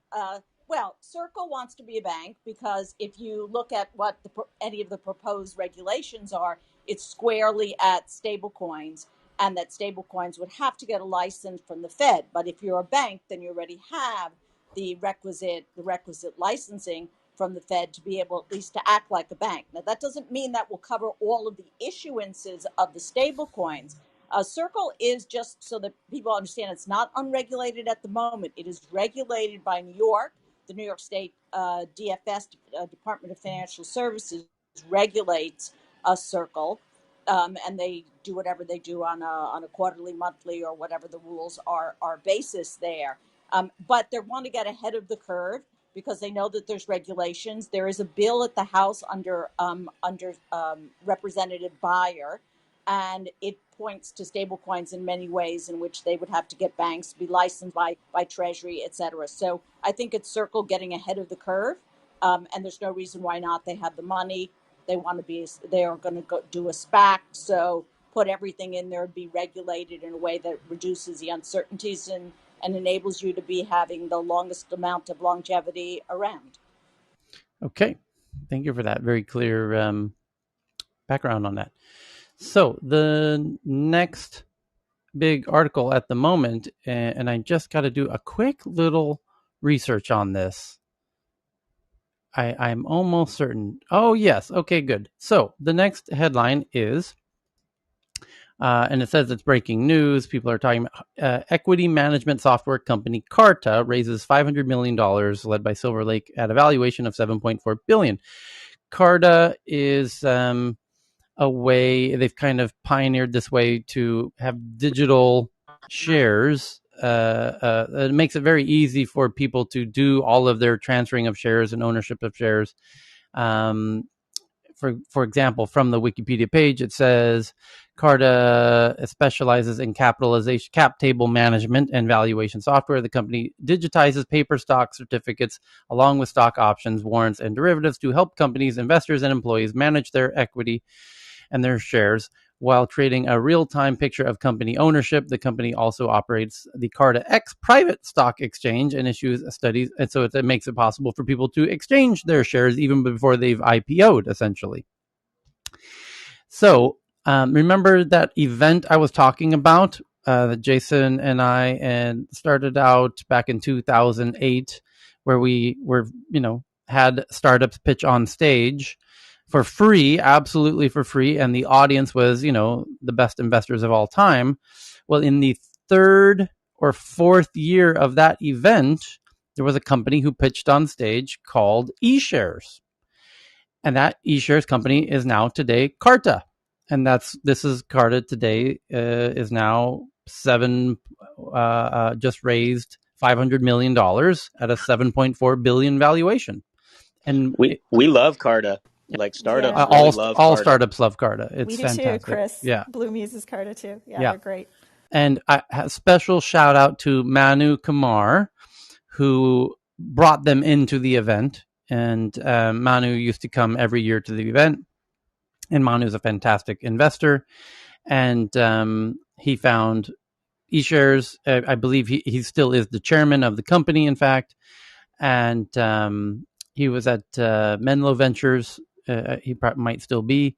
And anyway, brought in eShares, which is now Carta. Carta has exploded. It's a genius solution. And it's one of these companies that came out of this event that Jason started. I was the executive producer for the first, 8 years of the event. Also, we had Mint come out of the very first year. We had Dropbox come out of like the third year. Fitbit as well. The Oura Ring came out around year 6, because we ended up doing this for about 8 or 9 years. And each year there's been a really breakout, company. And certainly Carta's one of them now. And to that spirit, Tyler, they do give the service out completely free to startups, and we're enjoying that. So thank you. It's brilliant. It's totally brilliant. Kudos to Manu for finding that and having them launch at the event. So that's honestly the biggest news coming out of the tech sphere at the moment. And so just having fond memories of that and watching them pitch on stage for the first time. Tyler, a short one regarding that one. Yeah. I did actually find an old video of you in Stockholm talking about this, but what's actually gives Stockholm Tech the big acceleration forward is that we have everybody pinging us on Twitter. You're sharing pictures on Twitter. You're using and I thought, this sounds familiar. Johan Dunn. Thank you, Johan. Yes, there are similarities between Tech News Around the World and the Stockholm Tech Meetup, which all the Swedes or Scandinavians in the audience know what Stockholm Tech Meetup is, which unfortunately we've not been able to do at every month as we did now for nearly 9 years. And yeah, it's like, hey, we share news, we use Twitter, and we tell everyone, if you find anything interesting, put it on Twitter with the hashtag Stockholm Tech. And that blew up, and it's kind of part of the secret sauce of the Stockholm Tech Meetup. Yep, there are interesting similarities. However, if we ever do events again live, the plan is to merge the two very cleverly. And I really do hope to do big tech events and conferences and festivals again with, all the speakers I keep mentioning who speak at these events, who I would love to bring into Clubhouse. And the way that we could do this is, if they speak at any conference I ever do again, I'm going to have the speakers on stage use their phone and join on stage, and rather than use a microphone, because now we don't need microphones, because we, for all you know, I and Cami and Cheryl and Lakeisha and Layla and Jason and maybe half of the people on stage right now, we might, for all you know, be together live on a physical stage at a physical conference. And it's gonna happen. It's gonna happen. Right. But notice, if we were on stage together at an event, we would not be needing microphones. And half the people listening in the audience could be physically together, physically in an audience, in the same room. And we could have some of us on stage are virtual speakers remotely. Some of us are physically together. Some of us in this audience are actually together in an auditorium. Some of us are not. We're at home in our toilets, in our bathrooms, or walking our dogs. And that's what I love about this, because as an event organizer, one of the truly huge, groundbreaking things that Clubhouse is enabling, that I don't think they even realize yet that they're enabling, is as an event organizer, it used to be incredibly burdensome to find a venue with a proper audio system and seating. And now, as an event organizer myself of more than a decade, I feel that I could organize events anywhere. Anywhere is a venue. I can organize an event in a public park, or on a cruise ship, or in a forest. Can you please do the cruise, Tyler? I know all of us would just sign up immediately. Yeah, but imagine that I go to a forest, which costs me nothing to rent out, because, by the way, the venues, when I do conferences, I normally have to pay about $200,000 for the venue, and another $100,000 to the audio video team to set up the audio video and the mics and the stage and the lights and the blah blah blah blah blah blah blah blah blah. And if I go do it in a forest and I say, hey, Cami and Cheryl and Lakeisha and Layla and Jason and Lucia and Shane, why don't do us a favor? We don't have an audio video team, nor do we need one anymore. Just put in your earbuds, log into the app. We can all hear each other. And now the whole world is a stage. And the whole world can be the audience and join us remotely. And by the way, let's ping in Bill Gates on this next issue. Guess who's in the next session starting in 1 minute? Is, Richard Branson's going to join us for the next one, because we're talking about space travel. And I got, Jeff Bezos and Bill Gates to talk about space travel. So to me, this platform of enabling, it really allows anyone to be able to create events anywhere, and you don't have to pay the venues. And the venues, we don't need the audio video component anymore, honestly, or certainly not the audio component. So anyway, one of the things, I have a hearing disorder. I'm actually deaf on one ear and have lost a couple of frequencies on the other one. And the thing is here that by using the phones for the audio here, I can set my volume that is comfortable for me.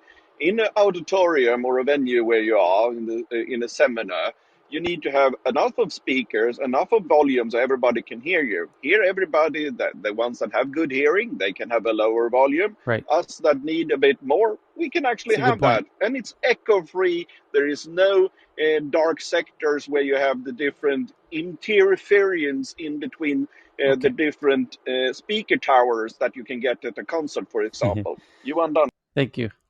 Some of my team members, like Renjant in the audience, helps each year when we do the conference, and we have a team of about 100+ volunteers who help at the conference. And Renjant each year helps organize and manage the volunteers, and he's here as well each day when we do this event here. So there's people who are part of my events in Sweden who even are here in Tech News Around the World, which I love, by the way. So, Tyler, yes. So when you bring in those global folks, I hope it's the real them and not their virtual personas like the Nvidia CEO.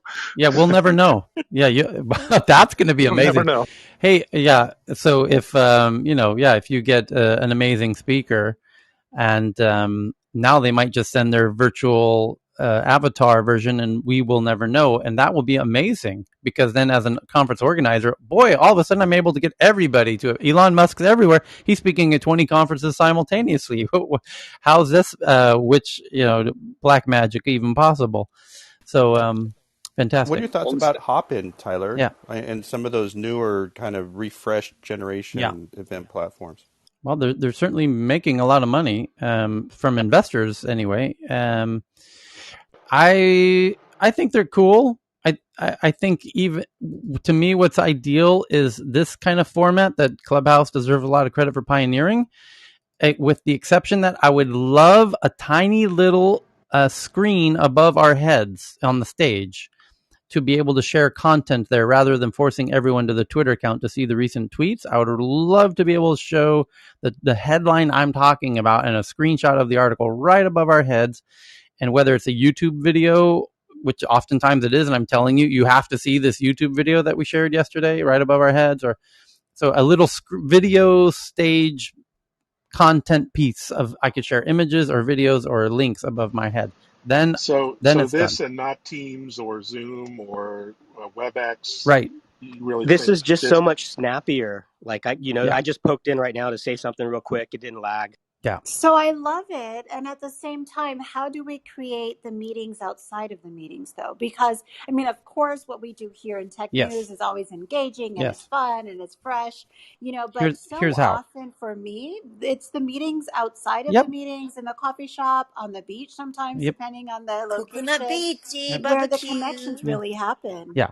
So I think that's where they could optimize the clubs thing, like and on this case, the Tech News Club, where you click on the title of this room or the word Tech News above our heads, it takes you to another page, and that page could have, hopefully will have in the future, all of the other sister companion conversations going on. So we would say, oh, as a conference, there's 10 different side rooms happening simultaneously about, there's other deep dive rooms going on simultaneously. So if you want to get more niche into particular topics, we have an NFT room going on right now, led by Ame, and there's an AI room going on, with Dave, and there's a cybersecurity room going on with Johan, and there's a, international tech room going on with Messi, and there's an India tech room going on with Vinay, and that's what we do at the conferences that I do.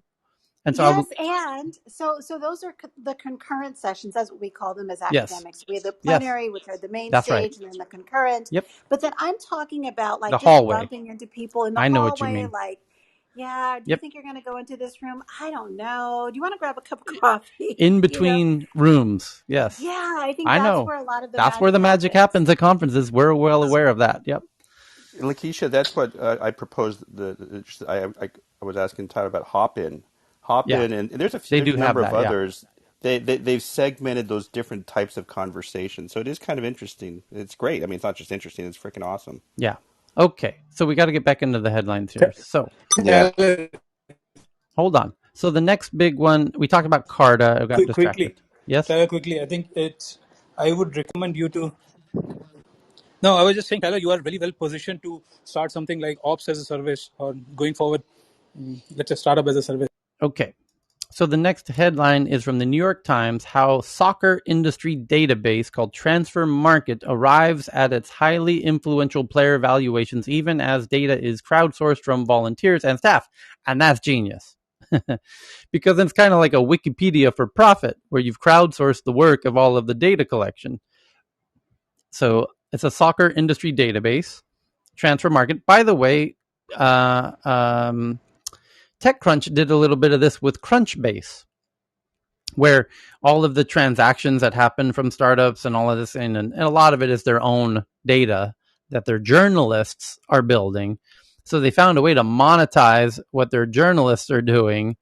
And they use now AIs to scan all the previous articles of all the fundraising announcements. And you use these fundraising announcements, and then you realize, how much money did India actually raise? Well, we can look at all the articles, over the past 6 months, and now they're in a database in an organized way that we can search and start doing, so databases are very valuable. But databases need to be filled with data. Oftentimes it's from tech articles in the case of tech journalism. But how a soccer industry database called Transfer Market arrives at its highly influential player evaluations, even as the data is crowdsourced from volunteers and staff. And that's because fans of soccer themselves are obsessed with statistics. And as games are happening, they can provide all of the help build the database. Soccer takes the players' valuations, posted on the website Transfer Market extremely seriously, has never really stopped to ask where they came from. It came from the fans. It's kind of interesting, building a valuable database based on the free work of fans. Yeah, if you can pull that off, kudos. Wikipedia had a whole, it's a question. Would Wikipedia have worked if it was for a for-profit company? Would people, but by the way, people accuse the Huffington Post of being a lot of that. They built a very valuable company out of people doing blog before, people had their own ability to do their own blog posts on Medium or on Substack or whatever. They would go on the Huffington Post, and it was Ariana Huffington and her friends, she gave her friends a space to have conversations and an audience, and it just snowballed, and then it became the Huffington Post, and then it was a valuable asset because it had built a loyal audience, and then they sold it. Similar kind of thing. So yeah, it happens. The next big article is from Bloomberg. Facebook delays its office reopenings in the US until January 2022. Facebook originally hoped for half of it to be open by September and 100% by October, but there's this thing called Delta going around. You heard of this? Now there's this thing called IOTA going around, this variant of some virus. It's gone viral. And IOTA apparently is even more contagious than Delta, and even a higher mortality rate than Delta. That's very concerning. And maybe if we can ping John in, and he more than anybody, or Donish, do you happen to know about IOTA as the newest variant? Yeah, so IOTA is still pretty early. I was reading about it yesterday to prepare for Health News Around the World this weekend. But I was going to say that one thing we know right now is that there's early signs that it is an escape variant. What I mean by that, and John and I actually were talking about it on the back end, and there's just so much going on in this space right now. IOTA's biggest concern is that it is sort of strong arming us to put out the third booster that's a modified variant. And the problem is that the clinical trials did not include testing of the IOTA variant. So we're sort of now one step behind. But so IOTA variant is, again, just to not scare people. But the IOTA variant is very, very small currently. We're not seeing incredible amounts of cases of it. If you guys want to look it up, it's B1526. And it's got some of the same issues. So L452R is a mutation that's actually involved in the IOTA variant. And I was hoping John was going to be up here because it's just there's very little known about it. But what we do know is that currently IOTA, the earliest data is showing us that even though it was first detected in New York City in November of 2020, we've actually not seen a significant number of cases. But when we have seen those cases tend to be a little bit more severe. And so that's all we know right now. We don't, it's just a variant of interest. It's not a variant of concern. And that's as much as we know about it at this point. Thank you. And there's also a report, article. Sorry, about the IOTA. It's just from the senior standpoint, it's actually got a higher transmissibility and immune escape, as Dr. Danish was saying, the potential. And I think the report, it's a preprint. I'll tweet it out. The fatality rate is 62 to 82% among the elderly population. That increases the infection rate there too. So it's a bit of a concern. But Moderna actually has reported that their studies have shown that it does cover it. I'm not sure. Oh, I'll IOTA? leave it up to yeah. That's what Moderna has reported. Okay. So I'm not sure. Let me dive deeper into that one. Yeah, because what we do know is that, and this is super important, it's actually the Delta variant is more dominant. Yeah. So we know that. And IOTA has only been found in a few cases, I think, in the New York region right now, right? Exactly. And what we saw was that as Delta rose, IOTA actually took a back step, and we saw Delta take over. So Delta is still a more dominant variant. Delta, the vaccines are effective against Delta in terms of reducing hospitalizations and deaths. And so we're still in good shape. The concern that I have is that as Delta gets accounted for with the vaccine, that IOTA, which does tend to be a little bit more dangerous, ends up becoming the more dominant variant. I think part of it is I think a lot of us in the space are getting tired of chasing variants. And that's kind of where we are. And the funny thing is, I actually blocked my Twitter account to all COVID. I promised I won't do any more tweets of COVID, but now I'm like, fuck, I need to start that up again because it's And affecting actually, seniors. I had a related set of news, Tyler, that I saw that you commented on it as well, which was about the Wuhan leak. If you want, we can jump into that Yes. right now Oh, or let's later. do Yeah. that. Yeah, that was Yeah. crazy. So So go ahead. go ahead, Tyler. Why don't you go? With a video on CNBC, if I remember correctly, or was CNN perhaps, or BBC, some very high-profile news outlet, and video where they're interviewing a advisor to the WHO who appears to be American based on his accent, and the issue is about the now just finished second probe, from if I understand correctly, as they're calling it, from the WHO was wanting to go back to Wuhan to figure out if where patient zero came from and how this really all got started and the origins of COVID, essentially. And one of the members of that second probe, which is now just finishing, is a Danish individual who made a comment that they believe it's likely that it came as an accidental lab leak, and that, but more importantly, it's being revealed now as a result of this that China only allowed this second WHO probe into the origins of COVID inside of China if they agreed that to the outcome of the probe would be that there's no need to investigate further, and that China's not really the origins of COVID-19, just basically neutering the results of the probe before it even happened. That was the conditions under which China was willing to let them even come back and do the probe. And now the investigators from the WHO are saying, hey, this is bullshit. China's forcing us to say nothing happened, that there's no here, and we need to raise the awareness of this. And now the WHO advisor that they were interviewing, who clearly knows the team who was of investigators, is saying this is bullshit, and we need to do the international community needs to stand up together and insist that there be a proper probe, because China's intentionally interfering in this whole thing. And it's making a kind of a shit show out of this second probe, and not cooperating, insisting that the outcome of the probe be determined preemptively before the probe's even been done or the investigation's even really been done, and that it's a mockery of the whole process. So yeah. And what's fascinating, Tyler, is how bipartisan this whole thing is. You know, it's very rare to find experts from both sides of the political spectrum uh, agreeing on something, especially when it relates to COVID. So just to kind of talk about the people, Jamie Metzel used to be part of the Obama administration. Before that, the Clinton administration. He's the guy that's in the video. It's really worth watching. Very scathing report around what happened and how the WHO, and he was an advisor to the WHO, and he's an Atlantic Fellow, which is a huge sort of honor. And so he's kind of essentially has now guaranteed he will not be part of any further administrations, which was a huge deal from a political operative. And so he came out. He's been doing he did a documentary on this where they actually look through all of the information that is available to talk about what actually happened. And the WHO agreed. That is the bigger thing. The narrative, the WHO, because China, is a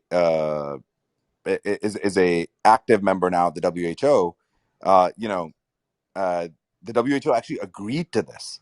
And Dr. Mbarek, who is the WHO person, if you guys all remember that video of there was a physician who's also the scientific, lead of that probe, came out and said, "Oh, there needs no further investigation."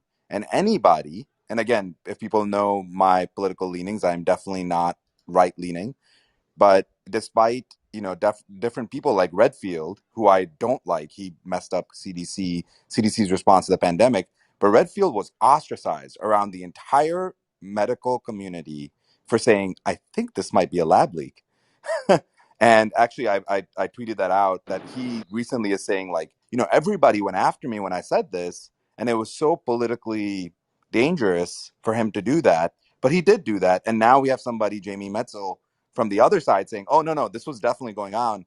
And now the WHO, I kid you not, you got to see this article from Yahoo Finance, Yahoo News, where they literally went through and they went through Danish uh, uh, Investigator. news, investigator that literally now is saying, oh, we said it could have been a lab leak this whole time. So WHO is actually taking a step back again and saying, oh, if you actually look through the way that they translated what we said, it was incorrect in March. That was the other point, is China wants final edit and approval of any messages that come out of this investigation, basically. Exactly. So, if I may, and thanks for bringing that up. I had the honor to interview Jamie Metzel, and throughout the pandemic, he has been consistent in his um, stance regarding the possibility of it not being natural in origin, if you will.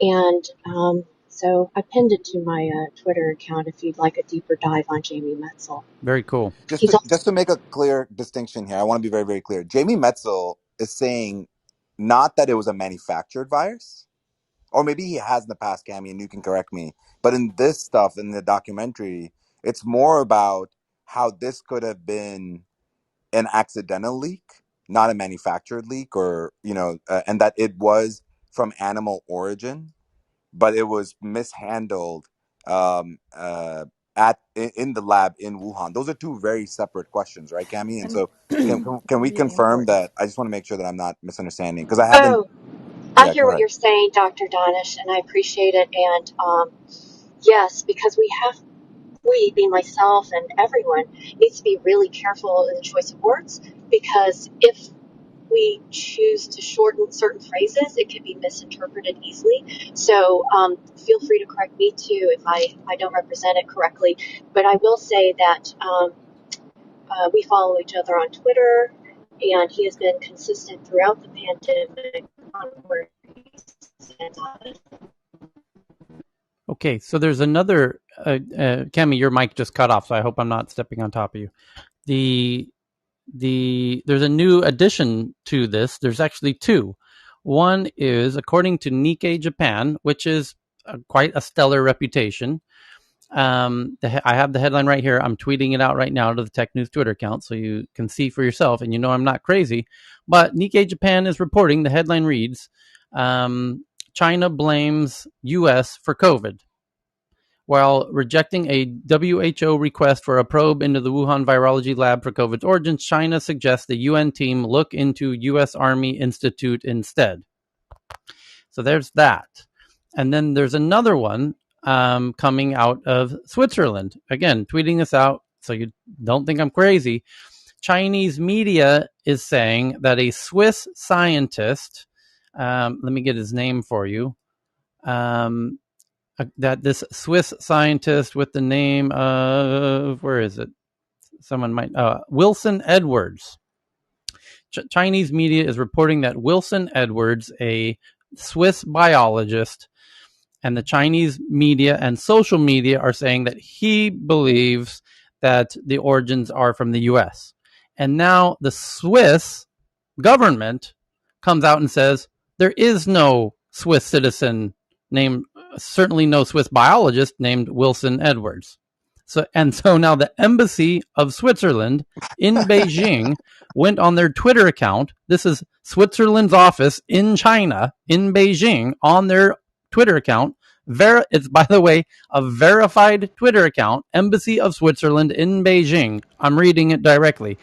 Looking for Wilson Edwards, alleged Swiss biologist cited in the press and social media in China over the last several days. If you exist, we would like to meet you.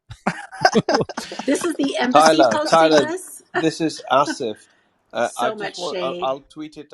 Oops, sorry, Lakash. I was going to say, I'll tweet it out in a minute. There's an article that everyone should read in Nature, which basically is a hypothesis. It says COVID lab leak hypothesis, what scientists do and don't know. it might be worth reading. Okay, but let me. I got interrupted in the middle of my. John's here, Tyler. Oh, perfect. John, if you could raise your hand, we'd love to get you up. So let me read this tweet from the Swiss embassy. There's John, and I just clicked to accept you, John. Hopefully it works.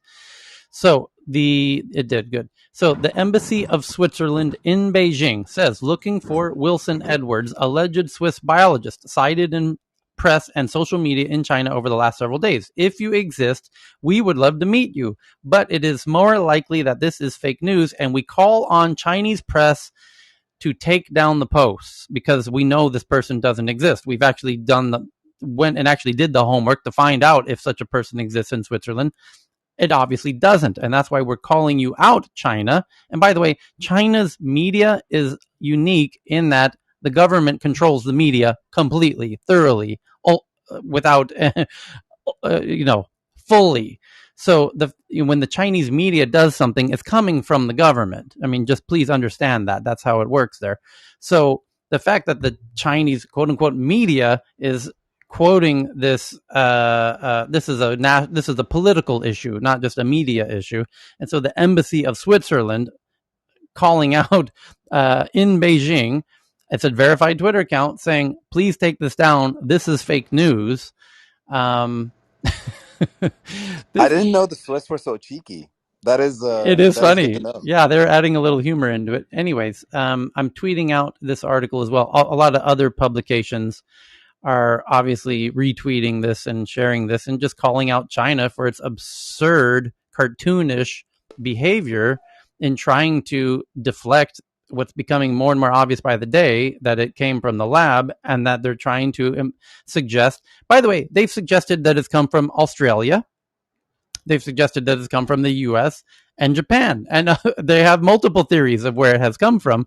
Nonetheless, they are working very diligently to stop any investigations to it coming out of Wuhan, and now the investigators themselves are blowing the whistle on it.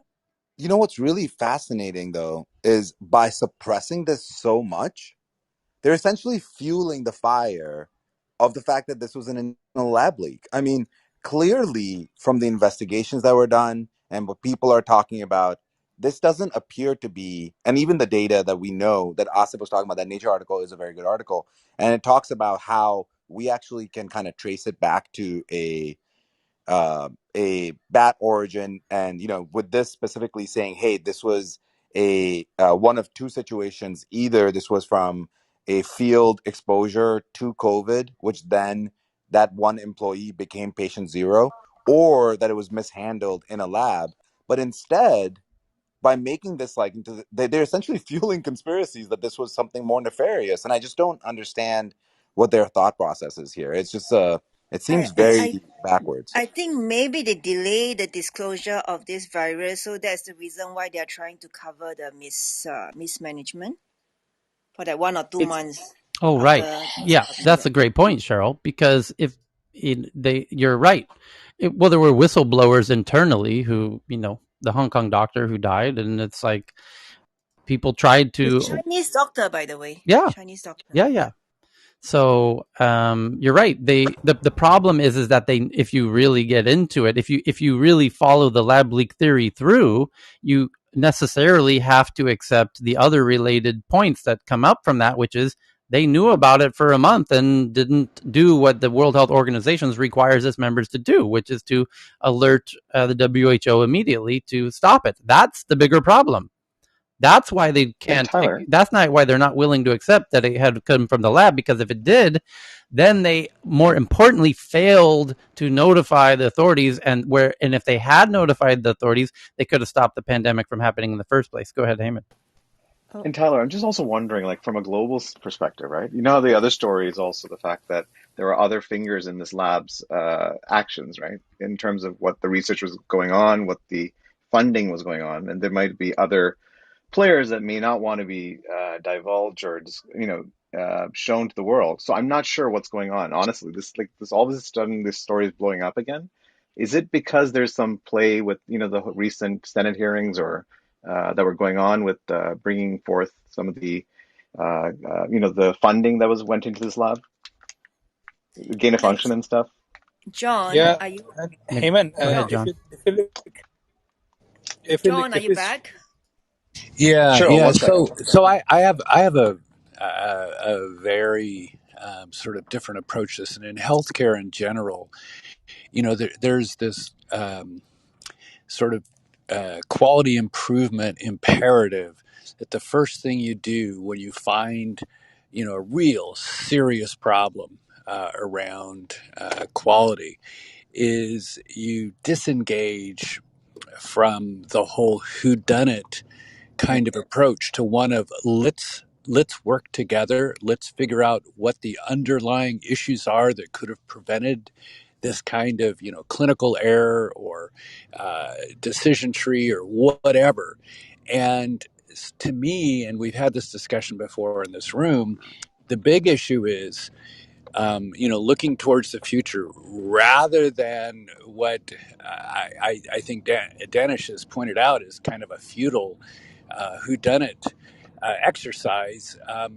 It's how do we understand what the benefit is of gain of function um, kind of research that was openly reported out of this lab and many other labs across the world have done gain of function study research. What is the benefit? What is the proven benefit of that? What is the theoretical benefit of that? And what is the risk of doing that? And how do we respond as a global community? Because if we get stuck in the rut of a whodunit game, I don't think we're going to end up with the kind of global collaboration necessary to really minimize the risk of this going forward in the future. Establishing unequivocally who done it, I don't think is going to advance that cause as much as an approach of why are we doing gain of function research in the first place, and what kind of lab protection and policy practices and compliance is necessary if it's shown that the world wants to proceed with gain of function research on viruses. What kind of certification would be appropriate for a lab engaging in that kind of research so that accidental leaks don't happen? I absolutely can't wrap my head around why China would deliberately release this kind of virus on its own people. I just can't wrap my head around that. So if worst case scenario, I think this is accidental. Accidental, yeah. Best case scenario, this could be a shot across the bow of the world to take a serious look at why gain of function research is legitimized by institutions like the Eco Health Alliance that was funding the research in Wuhan. What legitimacy is there in the first place? And if there is legitimacy, how do we protect against these kind of events in the future? But the whodunit exercise to me is counterproductive to our future health. I John, will So, say, that's John, such so that an if I important can jump in, point. When sorry. Cheryl, you invited, I learned about this session from you where there was a Nobel laureate immunologist. I believe he Yes, was Australian, and that Peter was his Doherty. point of view as well. Like, you know what, we've got to work together as a global community. So I think, yeah, between the two of you, Yeah, I I was I was I couldn't was in agree that more. I was in that room with him, and he was speaking my voice Yeah. exactly. Uh, And so it's kind of entertaining to get into almost the gossipy phase of Yeah. who done it, but it's not constructive for what yeah, we really want to achieve. And I agree 100% with that immunology Nobel laureate from Australia, who's in his 80s and sharp as a tack. Mm-hmm. I yes, And will and that's my say though concern as that well. Like he those we're he just he. getting too much into this quagmire And of by the way, fighting So, each other and trying to so, figure it out. he refused to waste his time talking about the source of the leak in the first place. And the only thing he mentioned is the only thing China could have done better is once they know it, they should have shut down the international borders, not to allow but anybody to fly And out. that can but to come be and that kind of advisory can come out of a global blameless approach to you know let's just forget who done Like it a in this truth and one. reconciliation style, right? Exactly, like a and root cause if analysis. I agree completely, but John, I have to push back with one thing. It's not about who done it. It's about how did it happen, and those are two very very different questions. Yes. And I So feel like can by I jump us in? I acting, mean, hold on, let me just finish my sentence. I'm sorry. I was going to say that the biggest problem that happened and what we need to be most, uh, you know, most cognizant of is that no matter whether it was whatever was fitting the narrative at that time was what was being pushed down the medical community's throat. And I think that that's what's wrong. We've got to admit to ourselves that there were people in the medical community that were clearly talking about this lab leak theory, including the director of the CDC. But because he was attached to someone who, across the medical community, it comes across, I mean, Trump, who was literally doing everything wrong in COVID.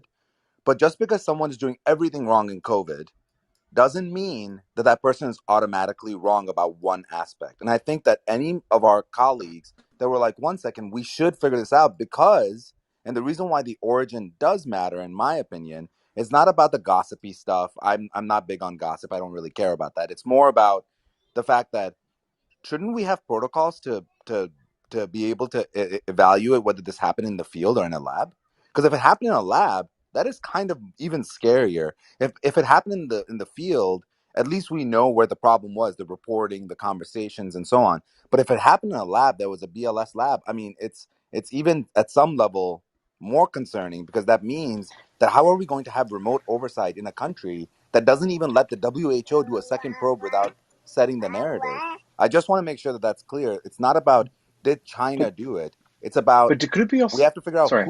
what actually happened. It has to be part of the conversation. And I will say we don't know with certainty what the actual origin was, and that Yeah. could be important as these variants develop. And so I do want to be very clear that it does call into question deeper questions about how do we actually respond to this and how do we prevent it in the future. I think just blatantly saying like, well, because a root cause analysis does evaluate what Yeah. actually happened.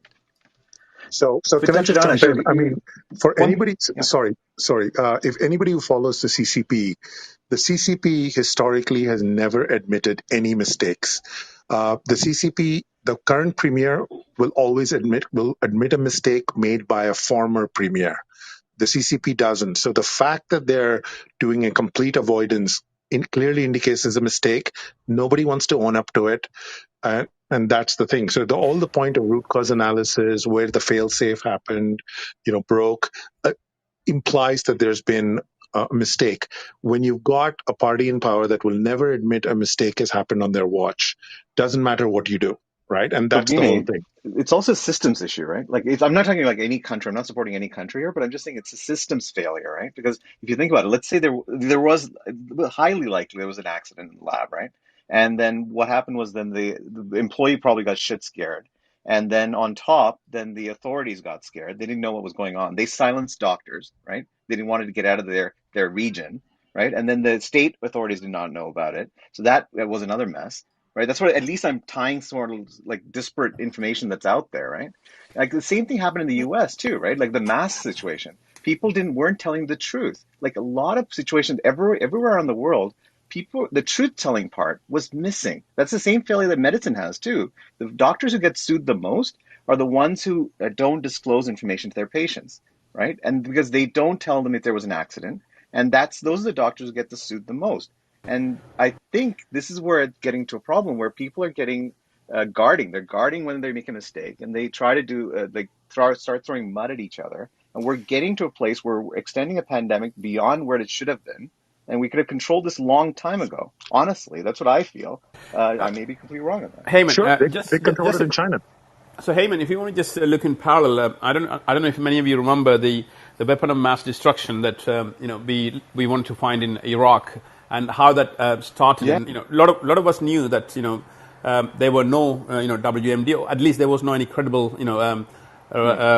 research from anyone, right? But then again, what US did is that they went to, there was a big woo-ha. They convinced UK, and also they were lobbying or asking the US intelligence, GCHQ at that time. There was a big documentary on Netflix around that, which is to lobby all the UN members to vote to attack on Iraq. And look, the thing with this kind of thing, if you draw parallel, there were no WMD, but there were millions dead, right? I think best thing to look back in history in that context.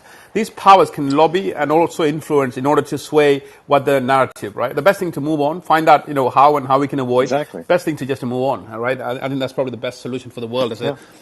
things that we learned from the past. Okay. Yeah, Heyman, if you remember, Dr. Fauci's connection with whole gain of function labs got disclosed quite recently, and Hmm. CIA with all its resources, it's quite unimaginable that they didn't know that Dr. Fauci is connected with gain of function labs, but they were so scared, the political.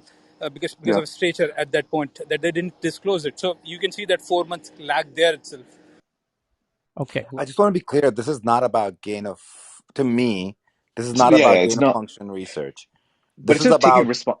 Yeah, go Yeah, ahead. I'm keeping sorry. everything out there, because I think during a pandemic, like when we're in an emergency, the last thing we want, like for instance, Danish, you know how it is, like when a patient comes into the emergency room, right? And we're trying to quickly do triage. If the patient or someone is not around to tell us what exactly happened, like we're going crazy. We're looking around, like taking blood everywhere, right? But imagine if we found out from this, someone who was witnessing it or someone who was with them, oh, they took this medication and that's what happened, right? And then we like immediately we could act faster.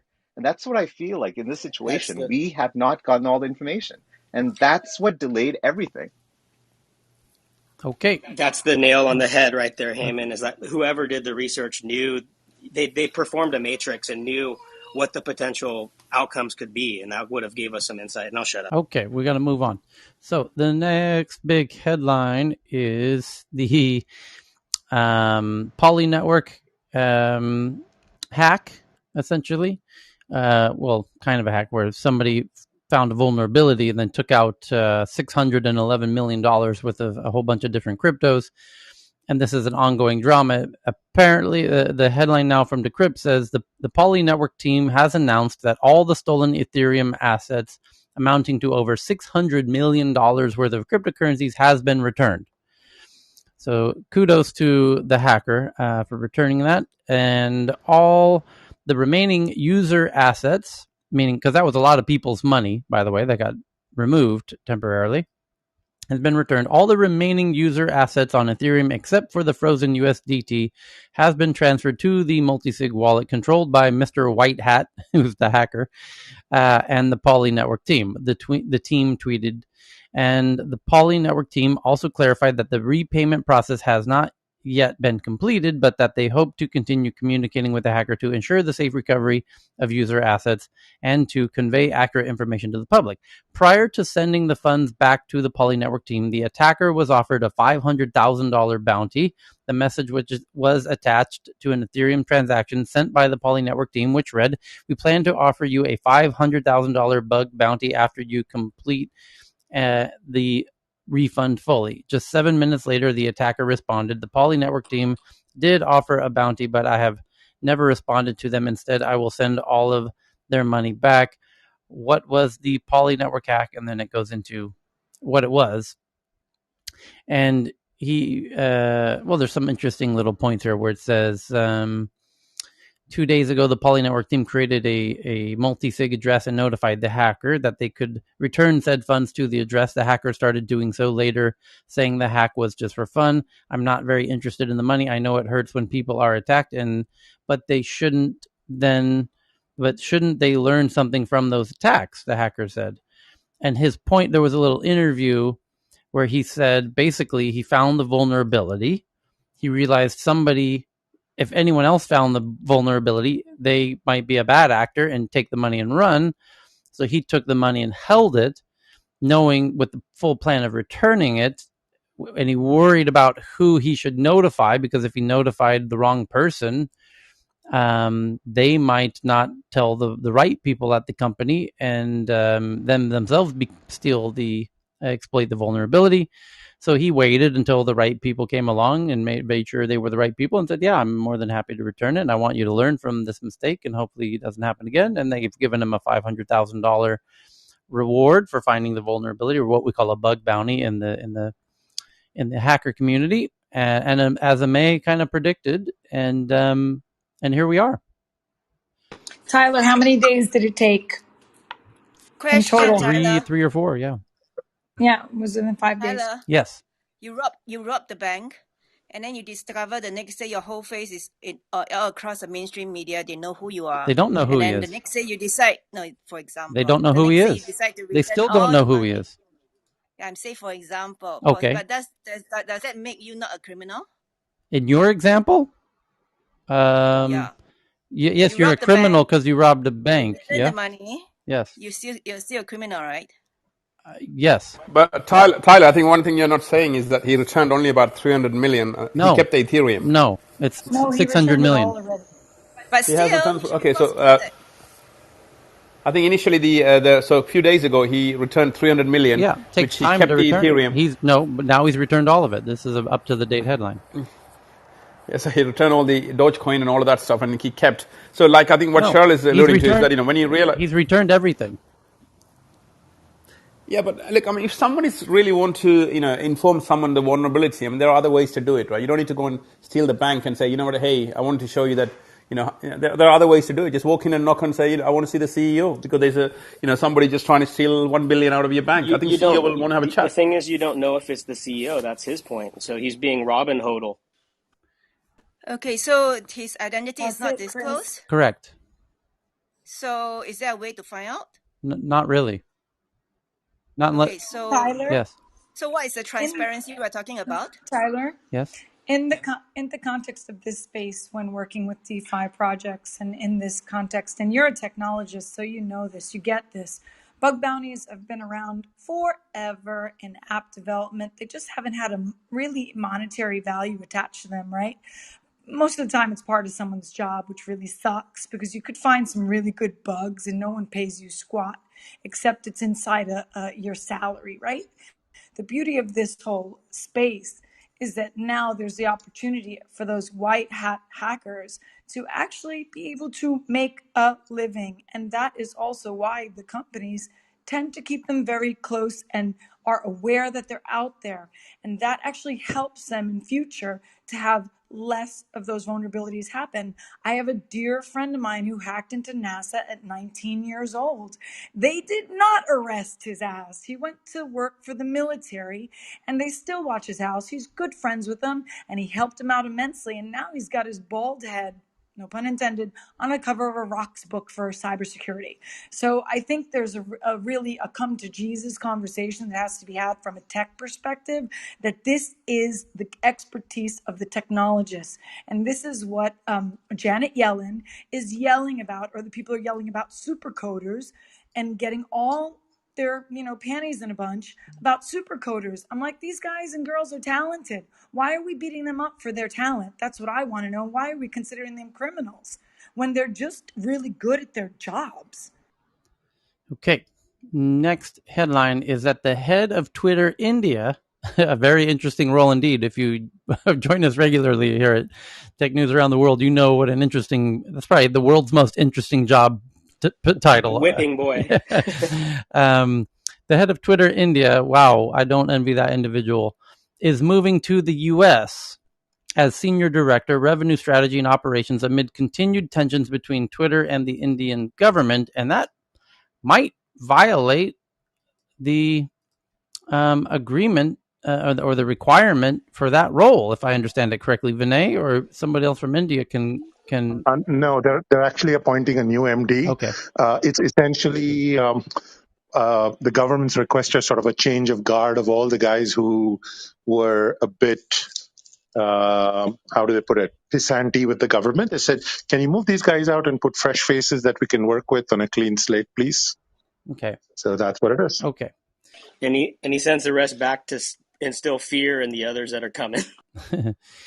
So, moving to, okay. So the next headline is there any Airbnb did their quarterly report? We got that. A look at the efforts to shape federal rules disclosing cyber attacks.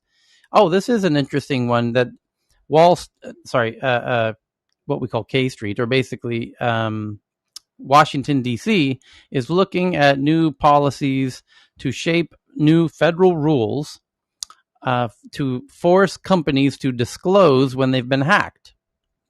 And now a group representing Google and Amazon and all the big tech companies obviously wants to be involved in shaping that legislation because the government wants tech companies to reveal when they've been hacked, basically any hack, anytime, and immediately. And the tech companies want to only report incredibly important, serious hacks days later, so that they have a chance to fix them, before if they figure out if they're actually a problem and understand more about them. And so they're asking for 72 hours to do an assessment of what's actually happening, because once you in the first 24 hours of being hacked, a lot of times you don't know what the fuck's going on. So what can we report exactly? We ourselves still don't know what's happened yet. So they're asking for 72 hours instead of 24, and they're asking to only have to report actually consequential hacks that are actually useful to people to know about, because they get hacked every fucking day, and most of them are not important at all for people to know about. So that's what's going on there. So Tyler, Yes. part of that is actually, I don't know if you guys reported this in an earlier room, which I missed. Accenture was hit with a $50 million ransomware, right? Yes. I don't know if Recently. people are Yeah. aware of that. 48 hours ago. Yeah. Yeah. Yeah, but no, actually, now the latest information that's coming out is Accenture knew about the ransomware attack in late July and did not disclose it for 2 weeks, putting customers, clients, and others at risk. So this is as a reaction to that. Like, you guys need to let us know immediately from a liability perspective, not 2 weeks or 3 weeks later. Okay. So I'll tweet that article out to you guys.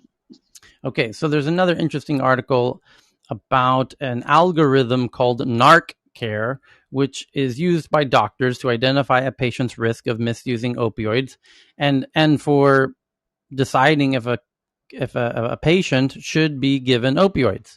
So the doctor themselves isn't really sure, should this patient get prescribed opioids. So the doctor also uses an app, basically, to figure out should they give opioids to this patient. And it turns out this algorithm that makes this decision is giving away too many opioids, basically. That we've delegated the decision making to an AI. It turns out this AI is giving out opioids more often than it should.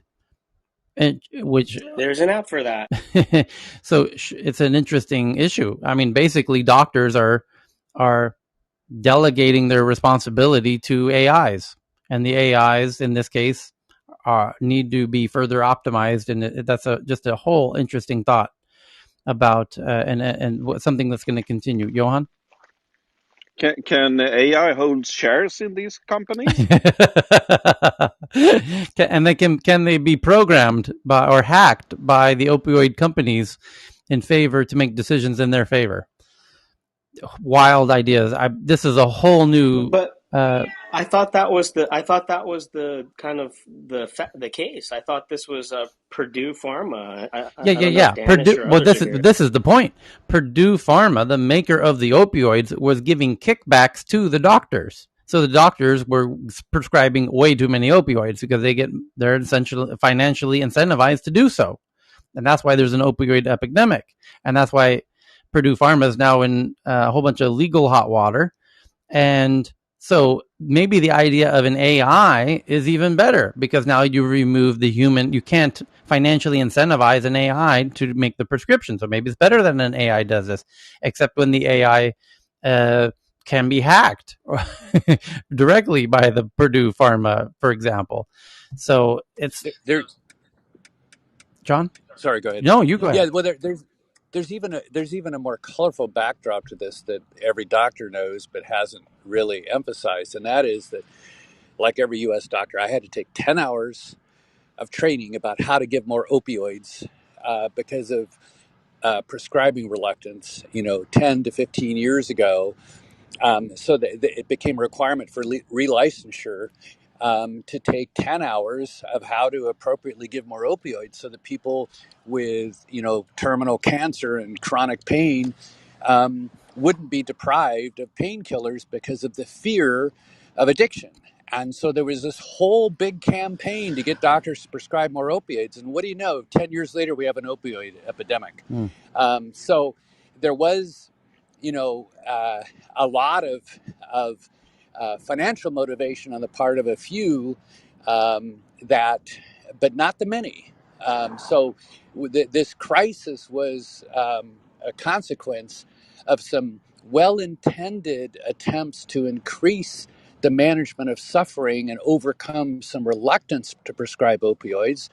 But like most blunt campaigns, it overshot the mark, and fueled by some less than scrupulous actors in both the pharmaceutical industry and in the medical practice. But not a majority of the pharmaceutical engaged in this, not a majority of physicians, quite the contrary. It was a minority of each, but they led to this horrific problem. Okay. We actually had a pain week at U of T, University of Toronto. We had a week for Pain Week. It includes dentists, dental students, medical students, pharmacy, and everything else. And all it was we didn't know this until just recently. It was sponsored by Pharma, and we were told that there's no restriction on the ceiling of opioid use, and these are the instructions we were given. And we we ceremoniously burned our books that we were given from that time. But it was scary looking back at it. Okay. Did the pharmaceutical companies build the AI? That's what I'm curious about. I don't know. They had spies working there. A new startup called Table Vibes customer surveys help restaurants reduce their reliance on delivery apps. And the question is, how are they doing that? Food delivery apps offer convenience for customers, but a host of headaches for restaurants, like commissions as high as 40% and very few tools to build customer loyalty. Table Vibe, based in Singapore, wants to help restaurants reduce their reliance on third-party delivery apps, which, by the way, could totally undercut their whole business and make a copy of them in a computerized cloud kitchen tomorrow if they really wanted to. And so, yeah, these restaurants are very nervous about these delivery apps because the delivery apps could start. The delivery app decides, where the food actually comes from. They have the power. They have the customer and the money. They get the money from the customer. It's their decision where they spend that money, basically. So Table Vibe wants to help restaurants reduce their reliance on third-party delivery apps and help them get more direct orders and returning customers. Table Vibe's founding team of 2 Googlers. And the idea for Table Vibe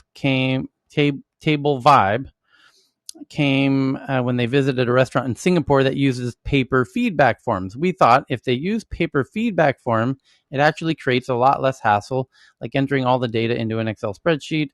How's the restaurant owner going to get actionable feedback based on data in an Excel spreadsheet?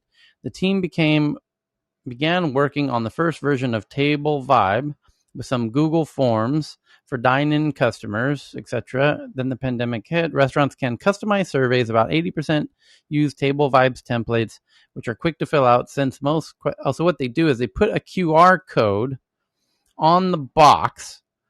So the restaurant makes the food. They put the food in a box. The box has a QR code. Next to the QR code, it says, please rate us and get a 5% discount on your next order. You scan the QR code, it opens a form. You enter in information that they happily pay $5, give you a $5 credit that you may never use for that information, that data that you just gave them. And now the restaurant has data about the buyer, which previously they didn't have. And they can build a direct relationship with their customers. And now they know who ordered the food, because previously they didn't, because the customer placed the order with DoorDash. DoorDash doesn't tell the restaurant who ordered the food. But now with this, now the restaurant knows who ordered the food, and now they can build a database of their actual customers who are ordering their food from DoorDash or from the delivery companies. Very clever. How could it be though? Like DoorDash knows about this eventually, right? Well, yes and no. The sticker could be inside the box, on the inside of the box. When you open the box with your food, then you see the sticker on the inside of the box with the QR code that says, rate us and get a $5 discount. You scan the QR code. It's a survey. That data goes to the restaurant. The restaurant knows who you are. It's got your name, your phone number, your email address, and how much you liked their food and what you didn't like and whatever. And now they've got control of the customers back. And now you're starting to see a battle for control of the customer between the restaurant and the delivery and the ordering apps. And if you're a restaurant, you kind of go back to the pizza shop model where you have your own delivery team, and you can recover that 30-40% margin. Yeah, so this company, Table Vibe, interesting that it's based in Singapore. Why wouldn't they do this in the U.S.? Jay, you must be familiar with this. You're in Singapore, yeah? Or you were. And he works at Grab, the biggest delivery company. Earth to Jay. Hey, Jay. yeah, I'm actually unfamiliar with it. This is new to me. Okay, well, we have our next new startup we're going to start here. Who wants to start because Jay only use Grab, he can only use Grab, nothing else but Grab. Yeah, but Hey, Tyler. Yes. One thing though, with all these companies, right? You know how we are also working on clean tech and everything else. Should we actually start questioning how much environmental sustainability and all this stuff they're using? Because they're using a lot of packaging and stickers and all this stuff. I'm curious, like, should we be gauging them on this? I don't know, but we are doing that at Grab right now, actually, Heyman. So we are cool. Actually have green. What do you call it? We are looking into green and pretty much trying to limit the amount of green. Well, not limit. Sorry. Grab is green. Yeah, Grab color is green. Yeah. Well, aside from that, right? We got do plants have behind him too. We do have how do you say initiatives that are trying to go that route, and I obviously can't speak about them, but we are going that way. Thanks. Yeah, that's awesome. And in India, Swiggy, the largest one, is Zomato, also have initiatives to reduce plastic and pushing restaurants and giving special access to restaurants that are more green. The most immediate thing every single one of us can do to dramatically reduce our carbon footprint is to switch to a plant-based diet. The greenhouse effects of animal production of meat has been established as one of the most significant contributions to greenhouse gases. So it is that simple for each of us to make a big impact by just switching to a plant-based diet. Okay. Even if it's one day a week, right? Totally. Anything in that direction makes a big impact. Here we go. Yeah, John's pretty spot on. Next article from Cheryl via Reuters. Severe droughts are drying up rivers and reservoirs vital for the production of zero-emission hydropower in several countries around the globe, and in some cases leading governments to rely more heavily on fossil fuels. Thus, it's an endless downward spiral. Once you run out of water, you don't have hydroelectric power. You got to use your old fire up the old coal plant because you've got a drought because of climate crisis. Fun little downward spiral. Prime Minister Modi becoming India says that unicorns, the tech unicorns, the startup unicorns in India, they're up to 22 in this year. Truly unprecedented. They say unicorns becoming India's identity globally. Prime Minister Modi hails burgeoning startup ecosystem. Several unicorns becoming identity of India globally. Prime Minister Modi hails the burgeoning startup ecosystem, according to the official release by the Prime Minister's office. The theme. Now, I find this very interesting personally because I work with a lot of different governments around their startup initiatives. And in some countries, the national government and the prime minister takes an interest in it, and others they don't. In the case of Sweden, our prime minister has never met with any of the startups ever, including Spotify, including Minecraft, including Candy Crush, including all of them. And his office is a fucking 300 meters from their offices. You're kidding me. No. No way. Yeah. That's unreal. Unbelievable. Why? That's crazy. Why? And then here's Prime Minister Modi, a country of more than 1 billion people, and he's saying that I don't know how much more praise you can give your startup community than to say it's the India's identity globally are the unicorns. But Tyler, we learned from you that Swedish are very humble. So is that just how they do it? There was a front page cover story of me in the biggest political magazine in Scandinavia. And the photo is me, and in the headline in Swedish says, "He won't answer my fucking emails." And it's about me and to the prime minister, inviting him to my event to speak on stage to open the event, which every tech event normally does that. You allow the prime minister you have to welcome the delegation of 7,000 people from all over the world come in for this event. Do you want to welcome them? He doesn't even respond to the emails. So nor is he ever, and it's not just this current prime minister, the last prime minister as well, notoriously no one ever met, never spoke, never did jack diddly squat bubkiss with our startup ecosystem in Sweden. So do you want to welcome them to your own country? I mean, it's just so it's bizarre. And then, by the way, I mean, all my other friends who do all the other big tech events globally, they have their prime ministers on stage wearing a hoodie, a startup hoodie with the event logo, and they're jumping up and down like, couldn't be happier and prouder of, their startup ecosystem. So, but there's a critical political motive behind it in India. One is unemployment. We have something like 20 million graduates hitting the workforce every year. Pandemic has created huge amount of job loss. And the one sector of the economy that's growing and hiring people like crazy is the startup ecosystem. So it's in the vested interest of the government. Yeah, but dude, to push them. The startup, who's doing all the hiring in Sweden? The startups are hiring so many people, there's no one left to hire. Well, there's a few million people we can send from India any day. By the way, and you send your ministers to my event to say that. Yes, one of my biggest sponsors is India, and they send the minister of whatever his title was, because you have an endless amount of them, and they come. They've done it 3 years in a row: 2006, 16, 17, 17, 18, and 19, and then we didn't do 20 for obvious reasons. So each year the delegation gets twice the size. Last year it was about 600 folks from India flew over. They had their own Air India flight. They showed up, came, stood on stage, said, "Come to India. By the way, we have a special Indian tech tour 1 month from now in October, because my event's in September. Please come as our guests, as entrepreneurs and investors. We will take you from Mumbai to Delhi to Bangalore to meet everybody and help you set up in India." And by the way, one of Sweden's, we have about 18, 19 unicorns now ourselves. One of them is Truecaller. Their whole market is India. And they made a unicorn out of just doing India. And so they get up on stage and they're like, "Yep, going into India was the best thing we ever did." Because Sweden's got, doesn't have anybody to, you can't make a unicorn if you're only serving, the 9 million Swedes. So, they do a flight Tyler, down there and the whole thing.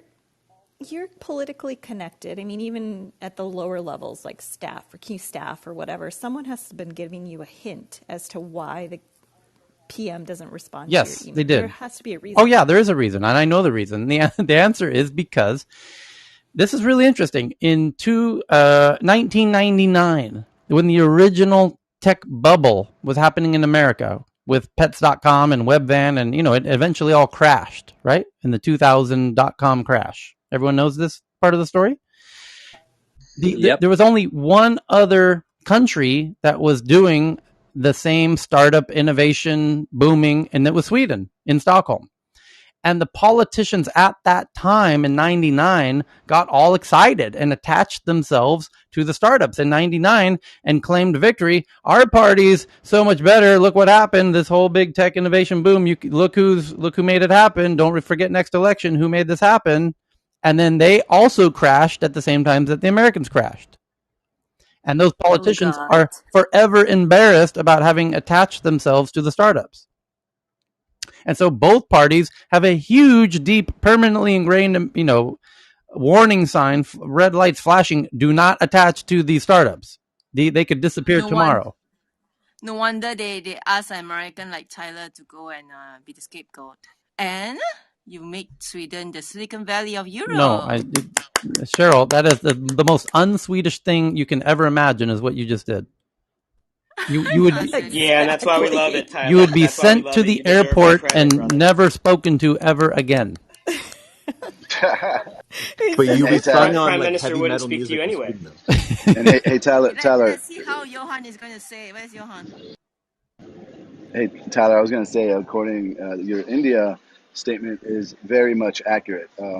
What he's saying with if you guys have a startup and you come to India, they will help you out here and open up all types of doors. They have a big startup push. I mean, I'm actually here in Delhi right now in India.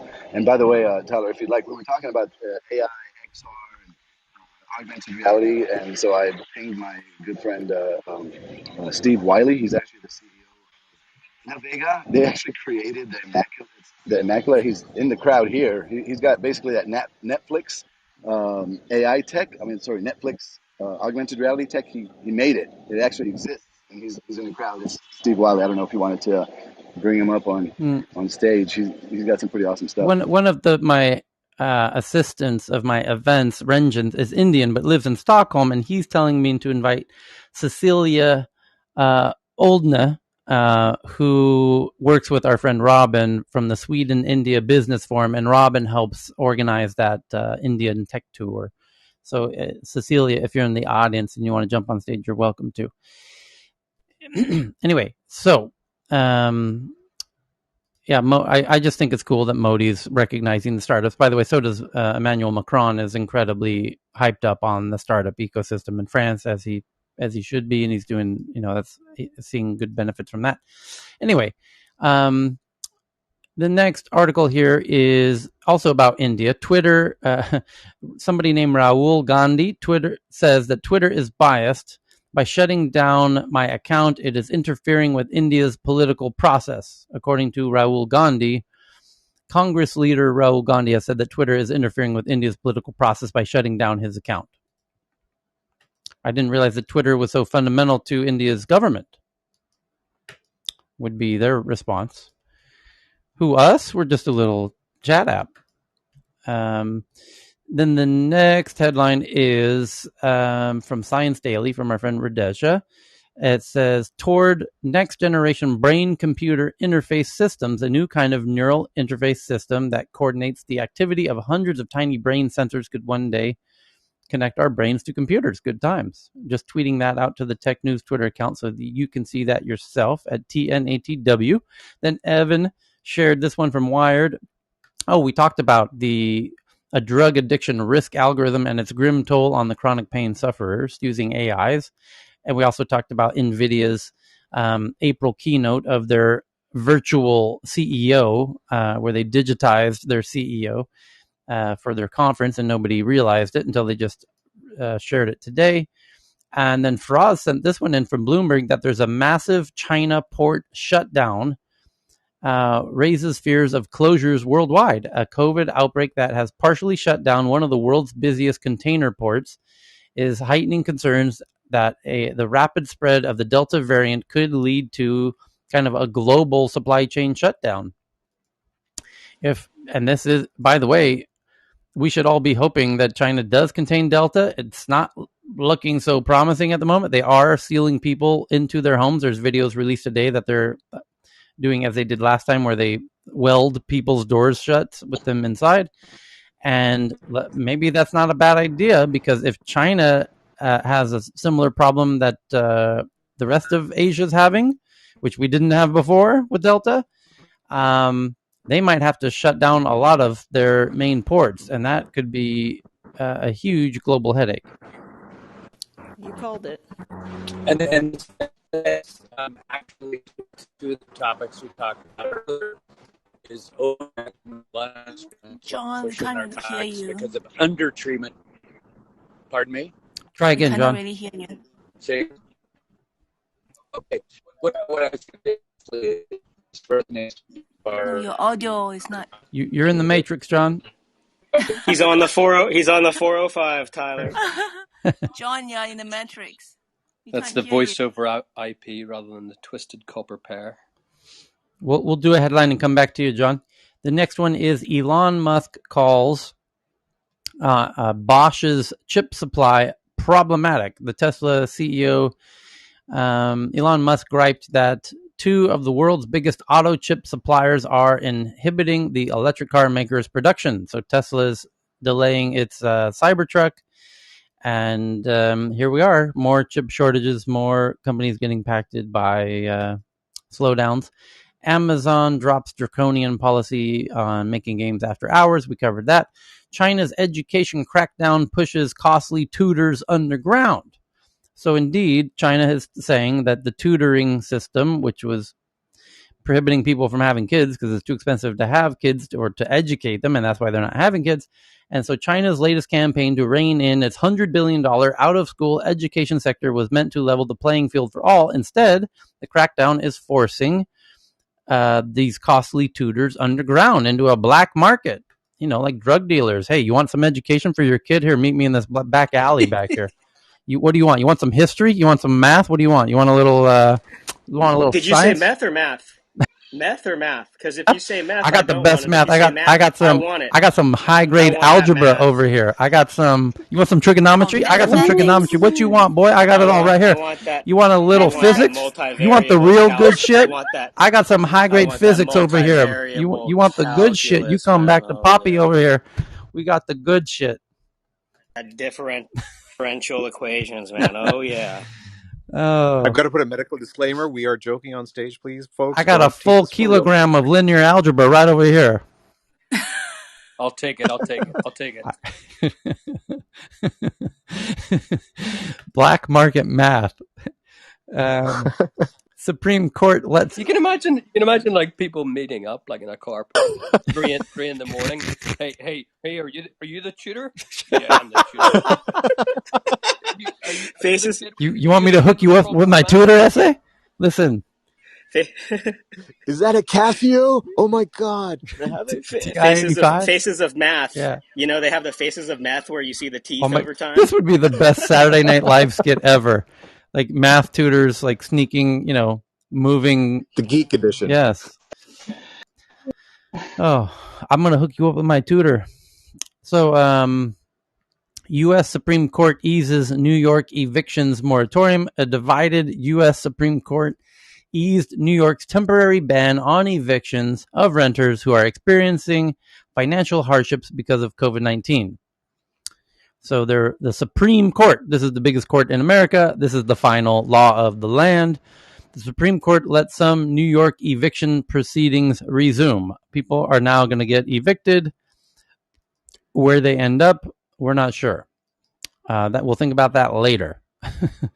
The 2021 Disney Accelerator sheds light on Disney's metaverse ambitions. Indeed, that's a kind of a good, interesting point that Evan raises in this tweet, which is that big corporate companies have digital accelerators where they bring in startups, and you can look at those startups and give you an indication of where their head is at with regard to the future things like the metaverse. And so Disney's accelerator, be interesting to see what startups they have. I bet they have startups that are playing with VR and AR.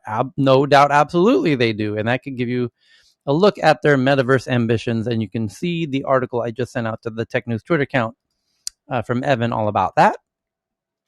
And then Sequoia is one of the world's leading tech investors. Sequoia's this Bloomberg. Don't get me started again, Bloomberg. The venture firm Sequoia has exposure to the online education sectors that regulators have choked, and investors worry its other holdings could be next. No, not really. So as they say, Sequoia remains upbeat due to quarter exposure on healthcare and life sciences, because they're in healthcare and they're in life sciences, and those haven't been impacted. And so Bloomberg is asking, is this next?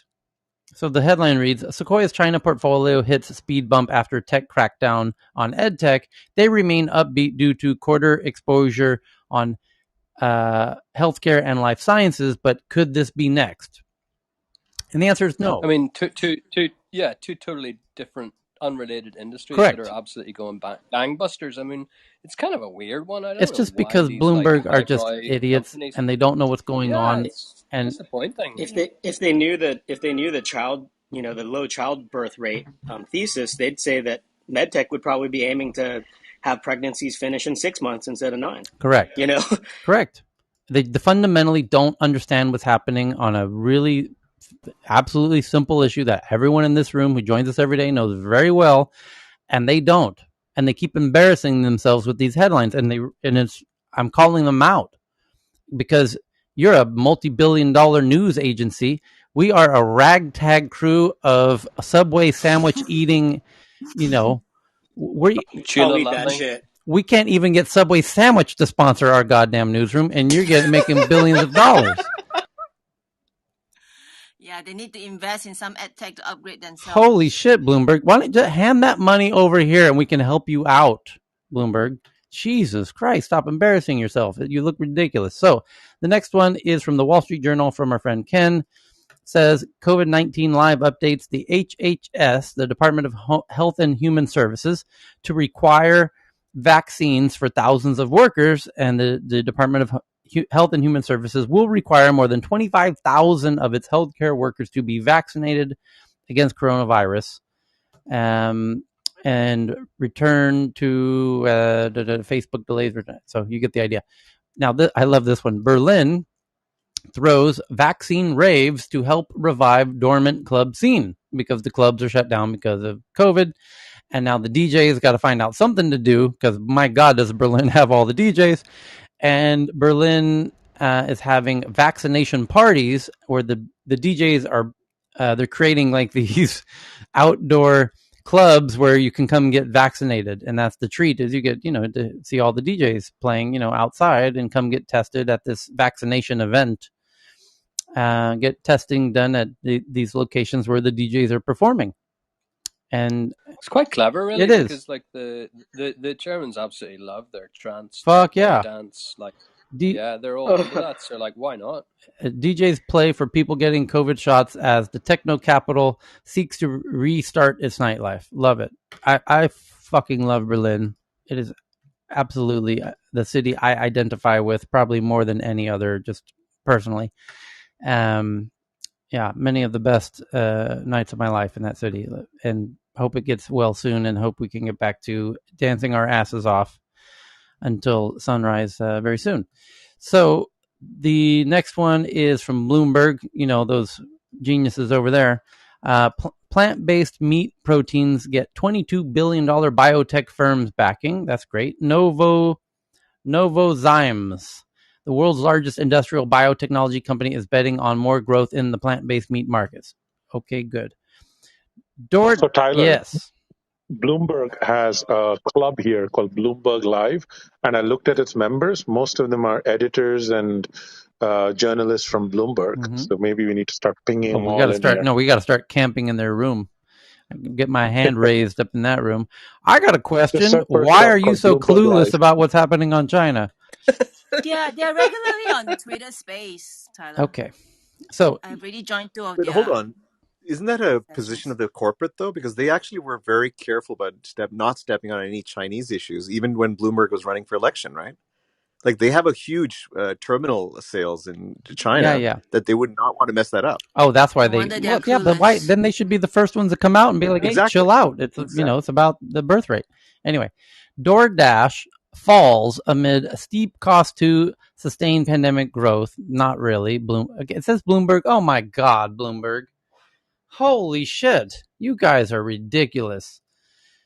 They're saying DoorDash is falling amid steep cost to sustain pandemic growth. No, not at all. And there's an actual chart I'm tweeting out right now in your own article of their growth quarter over quarter. They're growing still every quarter now. Q2 2021, where everything's open, customers' appetite for takeout only keeps growing despite reopenings. So, Bloomberg, I have a question. Why does your graph in your article, the graph has a title. The graph's title is Another Record Quarter. Customers' appetite for takeout only keeps growing despite reopenings. And then your headline of the article that includes the graph says DoorDash is falling amid steep costs to sustain pandemic growth. Those are contradictory, directly contradictory. A new phenomenon, simultaneous pump and dump. Yes, we're the quarter growth, another record quarter, and steep and DoorDash falls during record quarter, is what you're saying. DoorDash falls on another record quarter. What the fuck is wrong with you, Bloomberg? Get your shit together, guys. Come on. You're just stupid at this point. I understand you have to make clickbait titles to keep your business going, your dying dinosaur of a business going, but come on, you're embarrassing yourself. Okay. Looks like we're gonna ban Bloomberg from 10 years ago. No, I'm going to start calling them out very regularly. It's ridiculous.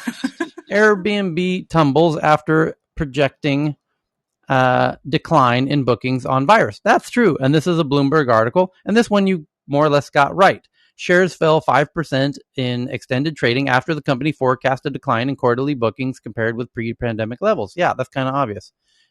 Okay, you got that one right, Bloomberg. Let's see how you do on the next one. Jesus Christ. So Evan just shared this one about a company called Pika, P-Y-K-A. I'm tweeting it out now, and it shows off its new electric passenger plane, the P3. Quite beautiful little device. Nikkei Japan, who never fucks anything up like you guys do, Bloomberg. So Nikkei Japan's got this headline, which is correct, like it always is. Vietnam delivery startup called Loship strives for rare U.S. IPO. Investor demand has been driving Southeast Asian companies to record valuations. See, is that so hard, Bloomberg? Follow Nikkei Japan. They do it right every time. Vietnam delivery startup, booming, going for a US IPO. Southeast Asian companies, record valuations. It's really simple, Bloomberg.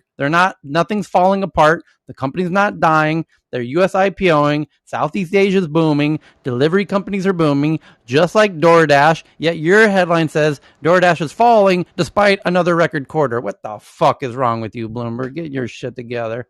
Next headline. They need a math tutor.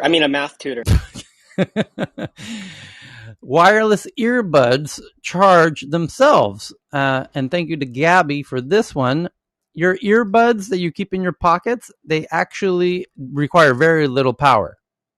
And so these are a device that could be solar powered, because solar power doesn't generate a whole lot of power. But your earbuds, when you take it out of your desk, they don't need that much power, honestly. Then you can charge them via solar power and put a little solar power screen on the device. Is very clever. So wireless earbuds that charge themselves, you can see them. I just tweeted them out. As more and more ports are removed from our small devices, it seems that we may have one of two options available for using peripherals: either buy a dongle or turn to self-charging devices and solar-powered devices, and you get the idea. Again, Nikkei Asia says the fact that two Chinese telecoms are poised for mainland Chinese listings on their stock exchanges only about 3 months after being booted off the U.S. stock markets, hints at the urgency of Beijing's efforts to encourage such U-turns. Exactly. You got it right, Nikkei Asia, as you always do, that China's forcing their companies to delist from the American stock exchanges, which, by the way, the Americans are very happy to comply with that. They're telling them the same. Get the fuck off our markets, because every time you come over here, you have these bullshit accounting records, which that coffee company that competes with Starbucks, holy shit, what a shit show that was. You've just got complete, utter lying in your accounting, which we don't appreciate on our U.S. markets. Get the fuck out of our markets. So we are losing no sleep at all about your Chinese shit show companies going and listing on your Beijing stock exchange. Good riddance. So that's what's happening, and that's just is what's happening. You don't see us shedding any tears about the Chinese companies leaving our stock exchange. Go back to China. Don't cry for me, Argentina. Holy shit! Your accounting, they just utterly lie in their accounting. It's ridiculous, and that's why we are forcing them to comply with our accounting standards if you want to list on our exchanges. And they cry about it, and we have a good there's a good reason we're insisting that you do it, because the companies that we have listed have utterly shit show accounting records and systems, and so that's why we have to enforce kind of standardized accounting principles to list on U.S. market exchanges, and now that they can't bring themselves to comply. And so it's probably better they stay at home and, ruin their own stock markets. Anyway, Evan found this one about wearable psychedelics could soon give users maximum control over their psychedelic trips. Yeah, wearable psychedelics could soon give. Yeah, scientists are working on pharmaceutical device to help give people the best possible experiences on LSD and mushrooms and DMT and etc. And that's a really wild idea. And I guess they play music that enhances your psychedelic voyage, for lack of a better word. It says, picture this. You enter a pharmacy, hand over your doctor's prescription, and the pharmacist hands you back a small, lightweight analog device about the size of a pager. It is, the pharmacist explains, the equivalent of an insulin pump. After having it calibrated according to your recommended dosage, you go home, lift your shirt, attach the pump to your stomach, and at whatever frequency and intensity best suits your needs, receive a regular and recurrent dose of dimethyltryptamine, DMT, the so-called spirit molecule, or LSD, or mescaline, or other active ingredients in peyote. There is no sudden onset of hallucinogenic effects, no nausea or vomiting or strung-out anxiety, nothing other than a vaunted therapeutic effects of which these kinds of psychedelic compounds are becoming increasingly revered.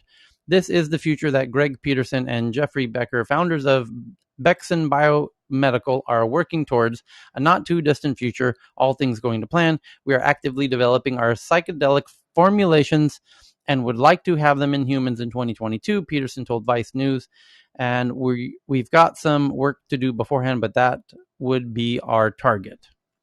And Tyler, this is like a standard system that we already have for pain management, like patient control analgesia. So it's just basically using another medication. Yes. But for those people who like to go on trips and take like magic mushrooms, etc., I don't know. They, at least whenever I was growing up, those guys were more in it for the thrill of actually picking the mushrooms and thinking, this could be really wild. Versus, I don't know, maybe now that they're 45, this is just maybe more dosing. into this. Yeah. This is basically to make sure that it's accurate dosing, microdosing. As somebody with a little firsthand experience in this, I'll explain what's going on here, especially, which is the psilocybin has potential benefits in the form of reducing anxiety, causing a little more mental clarity. Ketamine is having interesting effects in labs of reducing depression, etc., creating depression, relieving depression, PTSD, and is kind of what are some of the beneficial side effects of this if done at appropriate dosage. The problem is most people are using psilocybin and LSD and DMT at what we call heroic doses, which cause psychedelic experiences like myself, where I had conversations with trees. So you don't necessarily want to be doing that. So that's why this device gives you a micro dose, which helps you with your anxiety or your PTSD or your depression, as these chemicals are proving to do in labs. So that's what this is really all about. Can I just go ahead. Have some MJVR, sure, brah? Yeah. So MJ, Mary Jane under VR experience. Okay, I'm just throwing it out there. So the Taliban claim they've captured Kandahar, Afghan's second largest city. Very concerning indeed. Kabul's the leading city, and there's interviews today that I saw on the ground in Kabul where they're interviewing people. Everyone's thinking of leaving. Not everybody. A lot of people are thinking of leaving. They're already estimating 10 million refugees. It could go as high as 20 million refugees. And just as a reminder, 1 million Syrian refugees put Europe up against its back up against the wall politically, gave rise to a lot of the right-wing parties throughout Europe, caused a whole lot of issues to deal with. And that was 1 million people leaving Syria. And now we're talking maybe 20 million. So a 20x increase of what happened with the Syrian. The Europeans know exactly what I'm talking about. So, especially folks around the Nordics, particularly Swedes and Germans as well, it's turned into a powder keg issue. Over 1 million refugees. Now we're talking 20 million. Where are they going to go? They're already, it's wild. Let's hope for the best. The fall of Afghanistan's second largest city would be a crushing blow for the government. Yeah. And would have huge implications for Europe, as they well know. And they just banned the burqa in the EU Commission. Perhaps not a coincidence, is it, after all? So, we'll see. Gabby sent in a really cool video that I'm retweeting right now to the Twitter account that you can see of a self-driving bus in Zhengzhou, China. And it's the identical bus that we've had in Stockholm for, I don't know, 6 years. So in Kista, near the Ericsson headquarters. Anyone in Sweden knows exactly what I'm talking about. Finland also has these buses. And now people in China are surprised to see self-driving buses, and they're taking videos, and they shared it, and you can see it from the Tech News Twitter account. Coming to a city near you soon. Sequoia leads a $13 million investment in a new company called Alto, an online marketplace that lets homeowners sell directly to buyers. If you've ever sold a house, you know what the pain is going through the process of listing, showing, and negotiating the sale of your home. It's so much of a pain that a startup is now letting buyers and sellers connect directly. It's as easy as booking an Airbnb as buying a home through Alto. And makes me want 13 million, did you say, Tyler? What's the headline say? $13 million investment, yes. Yeah. So I had a question just about, like, that was Sequoia putting money in, like, you know, back to your story of like the 40 who kind of did the virtual two fingers up to those others who were like charging the startups. Do you have a view of like the whole, like, maybe a bit of a sidebar question, but like the good investors, are there like a good cohort of investors who are really like in it for the founders, in it for, who are kind of like, what would you say, more like of the spirit of the heart of what you and Francine were talking about earlier, versus the kind of more dark side? Or like, I've got no view on it, but can you speak into that a little You're bit? talking about Like right now, today? VCs and tech Yeah. VCs. Which ones are the most founder friendly? Yes.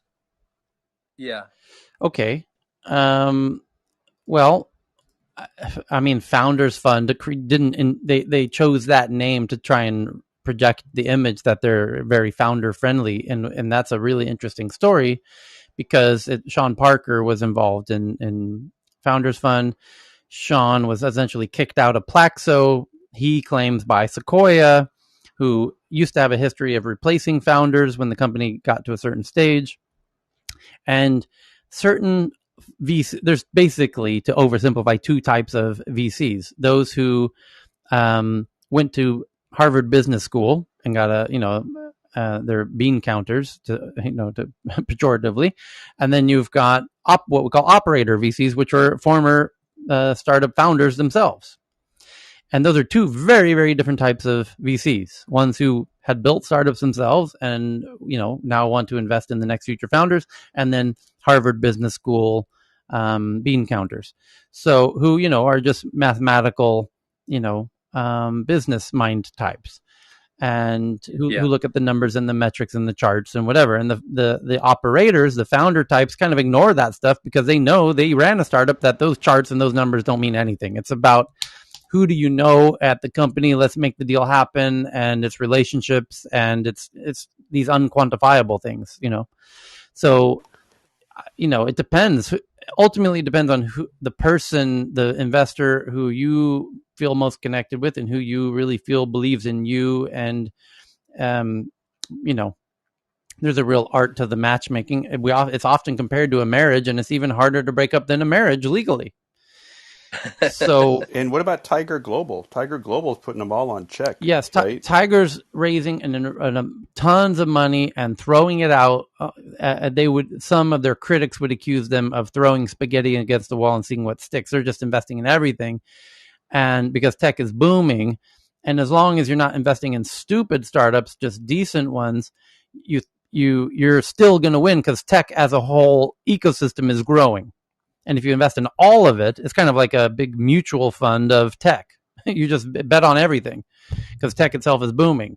So you're bound to catch a bunch of unicorns that way. So, they all have. But they're also more hands off too. Just yes. You brought up a really good way to describe the different segments of the investors, right? So they're very hands off. Some are, and they don't do all the diligence. I mean, just Tiger versus traditional. Some focus on due diligence. Some they regardless of which of the two types of investors they are, operator or bean counters.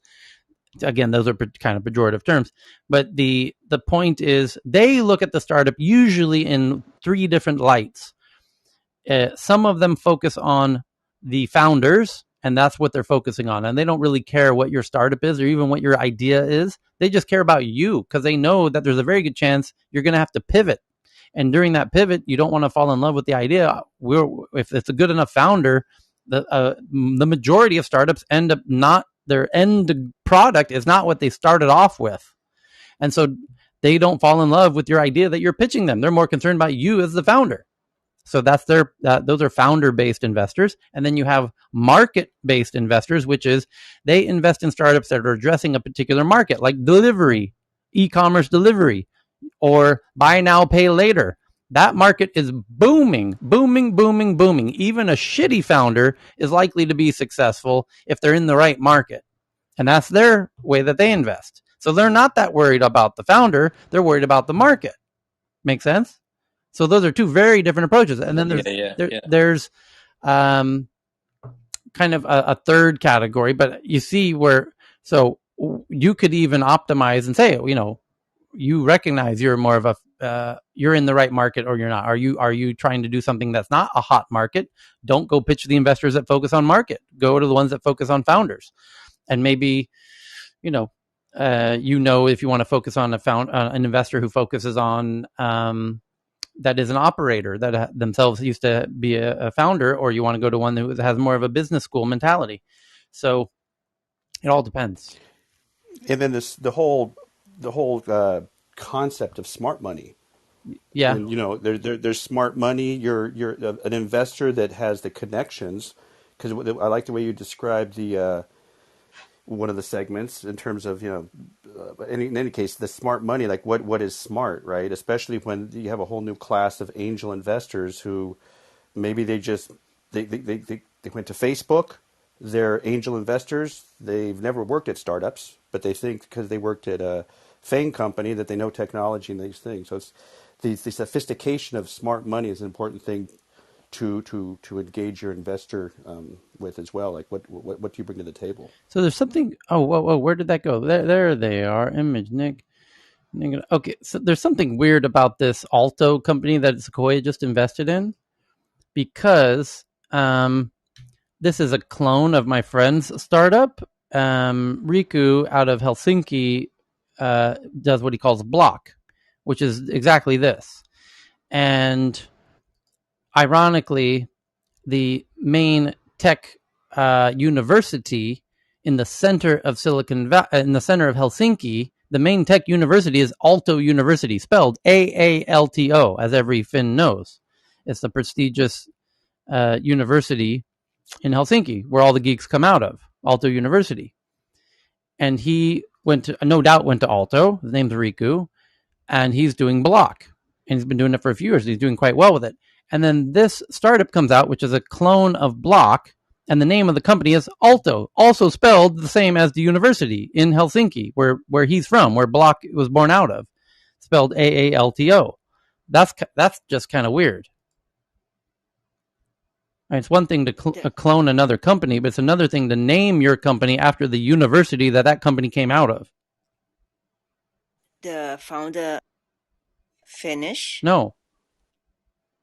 He looks Russian. But are they running a university, though? So it doesn't conflict, right? Well, he's building this startup in Silicon Valley. Block is based out of the Nordics at the moment. So just what a weird... The spelling even is the same. AALTO? Tell me that's a coincidence. Intentionally. Yeah. Why would you name your company after the university that the company you copied came out of? I don't get it. It's weird. Anyway, so the next headline is from Joe Williams. China cranks up carbon-intensive projects as climate crisis grows, according to Reuters. China cranks, as climate research shows, China is cranking up carbon-intensive projects. China announced scores of new carbon-intensive coal and steel projects in the first half of 2021, research showed on Friday, just days after the key UN report from the IPCC. Good times. And a related article, perhaps, Chris Sacca, who, by the way, to answer your question, Dave, Chris Sacca is easily one of my favorite investors in all of tech. Who this headline's about. Why is that? I'll tell you why. Let me read the headline. He just raised another $800 million to keep unfucking the planet is the headline. And those are his words on his own Twitter account. And so TechCrunch took his tweet and used it as their headline. He says, let's unfuck the planet. And if you know Chris, that makes all the sense in the world that he would say that. He's just not precious. He's not, there's, he doesn't like pomp and circumstance, and he just is likes to keep it real. And we had Chris at an event that Jason and I hosted called the Open Angel Forum. And it was a private, we limited it to the best 12 investors in whatever city and 5 startups, and they pitch. And it was in a backyard and a barbecue. And they pitch, we paused the barbecue to start the pitches. And this founder pitched. And in the middle of his pitch, he reaches for his beer to kind of, he needed to wet his whistle, and had a swig of his beer in the middle of his pitch. And Chris says, hang on, did you just take a sip of your beer in the middle of your pitch? And the guy's like, yeah. And he says, I'm in. I'm investing. And that's Chris. And here's another favorite Chris story, and then Chris says, we need to make this a tradition that people need to take a swig in the middle of their pitches just to keep everybody humble, to, feet on the ground. Don't get too hoity-toity and teetotaling. We don't need to, we need to be real. And he intentionally wears a cowboy shirt all the time, everywhere, because he doesn't want, people to take tech investing too seriously, with these, he's kind of the opposite of the Patagonia vest kind of vibe. So, well, not right. I mean, once in a while he might wear Patagonia, but my point is, when I had a startup, he was one of the people I pitched, one of the very few that I really wanted to pitch. And I said, hey, Chris, I got this startup. It's in customer service. It's a, customer feedback system. He says, stop right there. Say no more. I said, why? He goes, because I just invested in something similar, and I don't want you to pitch me this idea, and then I just invested in something similar, and then you think I heard your idea and then, told it to some other startup and that I just funded. And so just to avoid that potential, we like each other. We don't want to create the potential for misunderstanding. So please don't pitch me something about customer feedback, stuff like that. And I have all the respect in the world for that. Because that's brilliant. Yeah, it is totally brilliant. So if he's invested in something, and I didn't know he had invested in it, right?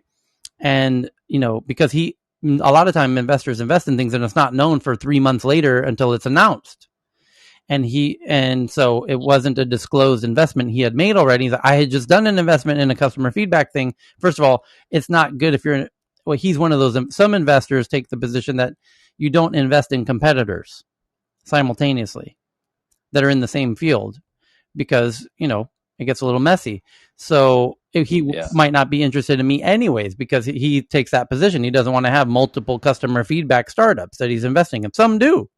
Some feel like I want to invest in every buy now, pay later company. So, he said, don't stop your pitch right now, mid-sentence, out of the first sentence, because, I would hate for you to think I took this idea and told another startup about it. And so.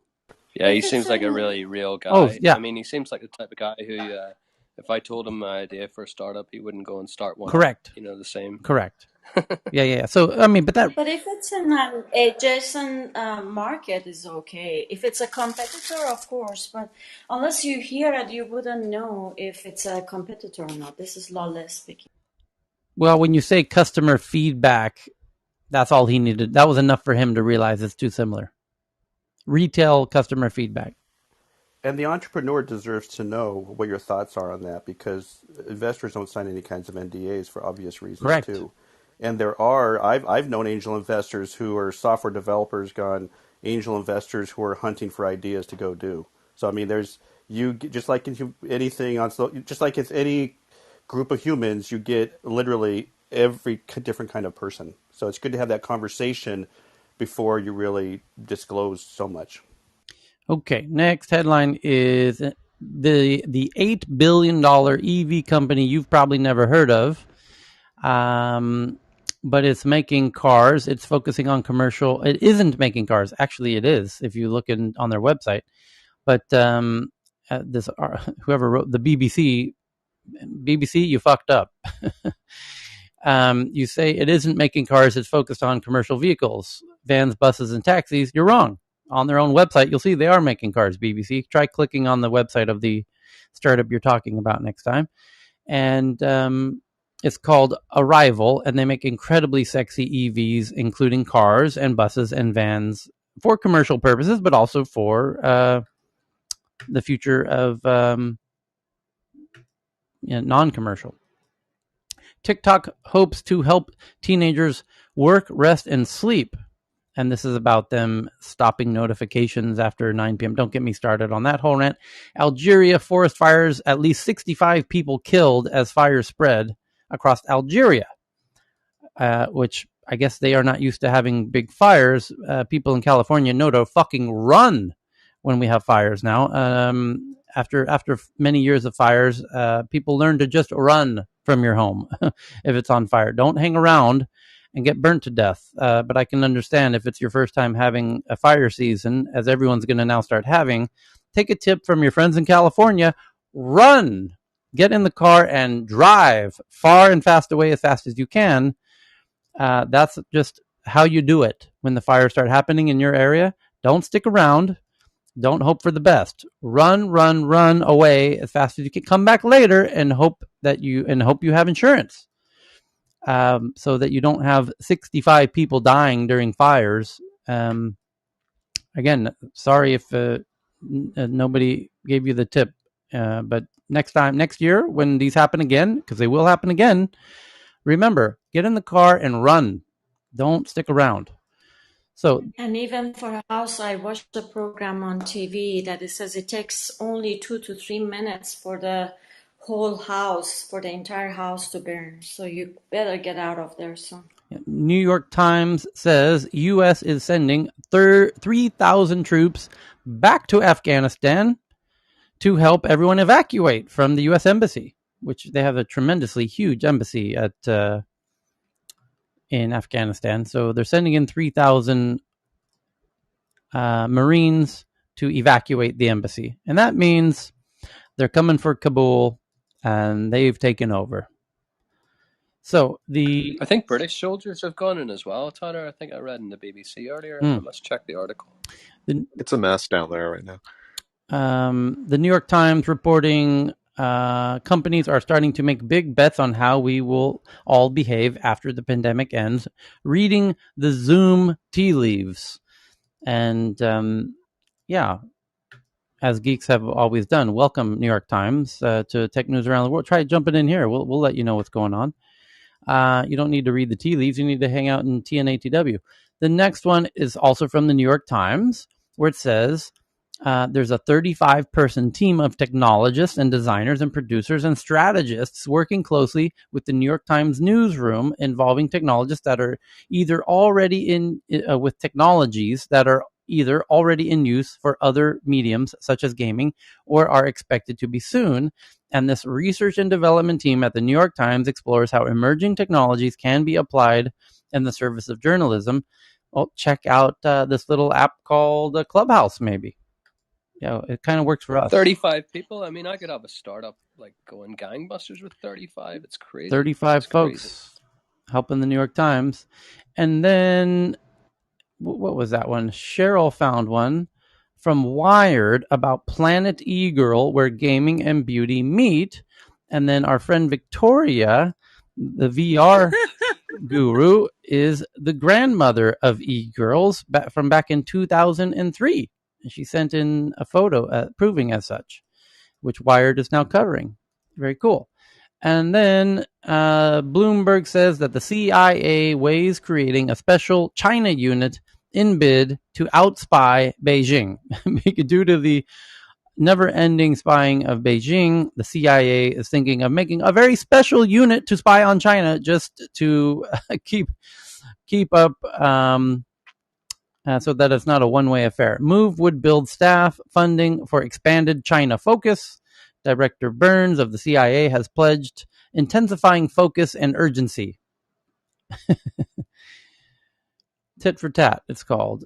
So the U.S. clears third COVID. Hello. Yes. Just going back, I missed that for a second. The Victoria grandmother of what? E-girls? E-girl. E-gals. It's just go see the Twitter. Just check the tweet. I just swatted on Twitter. Okay. All right. Here, and then here's one that you just sent in, Faraz, that the U.S. clears third COVID shot for immunocompromised patients. U.S. regulators cleared giving a third COVID-19 vaccine dose to people with weakened immune systems in an effort to improve protection for those with that are immunocompromised. And this is actually quite important. There's maybe John or Danish or others might know what percentage of people are immunocompromised. Basically, anyone who's ever had a transplant has to take medication that reduces their immune system so that their immune system doesn't attack their transplanted organs. And it's a very real thing. Yes, it's between depending upon how you define it, it's between 4 and 6%. So 6% have some kind of auto immunity with associated immunosuppressive drugs or organ transplant or anything that affects inherited. About 6% of the total population. But I think the numbers they're citing, I haven't read the CDC announcement yet today. I will. But the numbers they were citing previously is 4%. So that's a more extreme form of immunosuppression. But between 4 and 6% of the world population has some sort of immunocompromise. Okay. Look, Cheryl just shared one that looks like, according to Nikkei Asia, which has yet to get anything wrong, English out in Shanghai schools. Elementary through high school students here returning to class next month will find a more relaxed climate with fewer required exams this in the semester. And they will be required to memorize key quotes from President Uncle Xi Jinping, but they will no longer have an English exam. And China's mixes ideology into education reform drive. Chinese authorities look to lighten the load of children while keeping them loyal to the Communist Party. So less English, more Uncle Xi quotes. Yeah, that's not light in the... I'm sorry. That's okay. I'm just saying that, I told you that he wants to keep his people within the country. He doesn't want them to go out anymore. Is there a little red book involved? Yeah.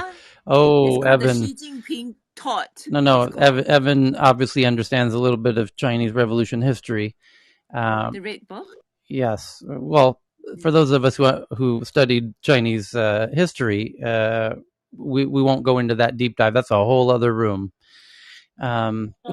But a little hat tip to Evan for a very clever pun indeed.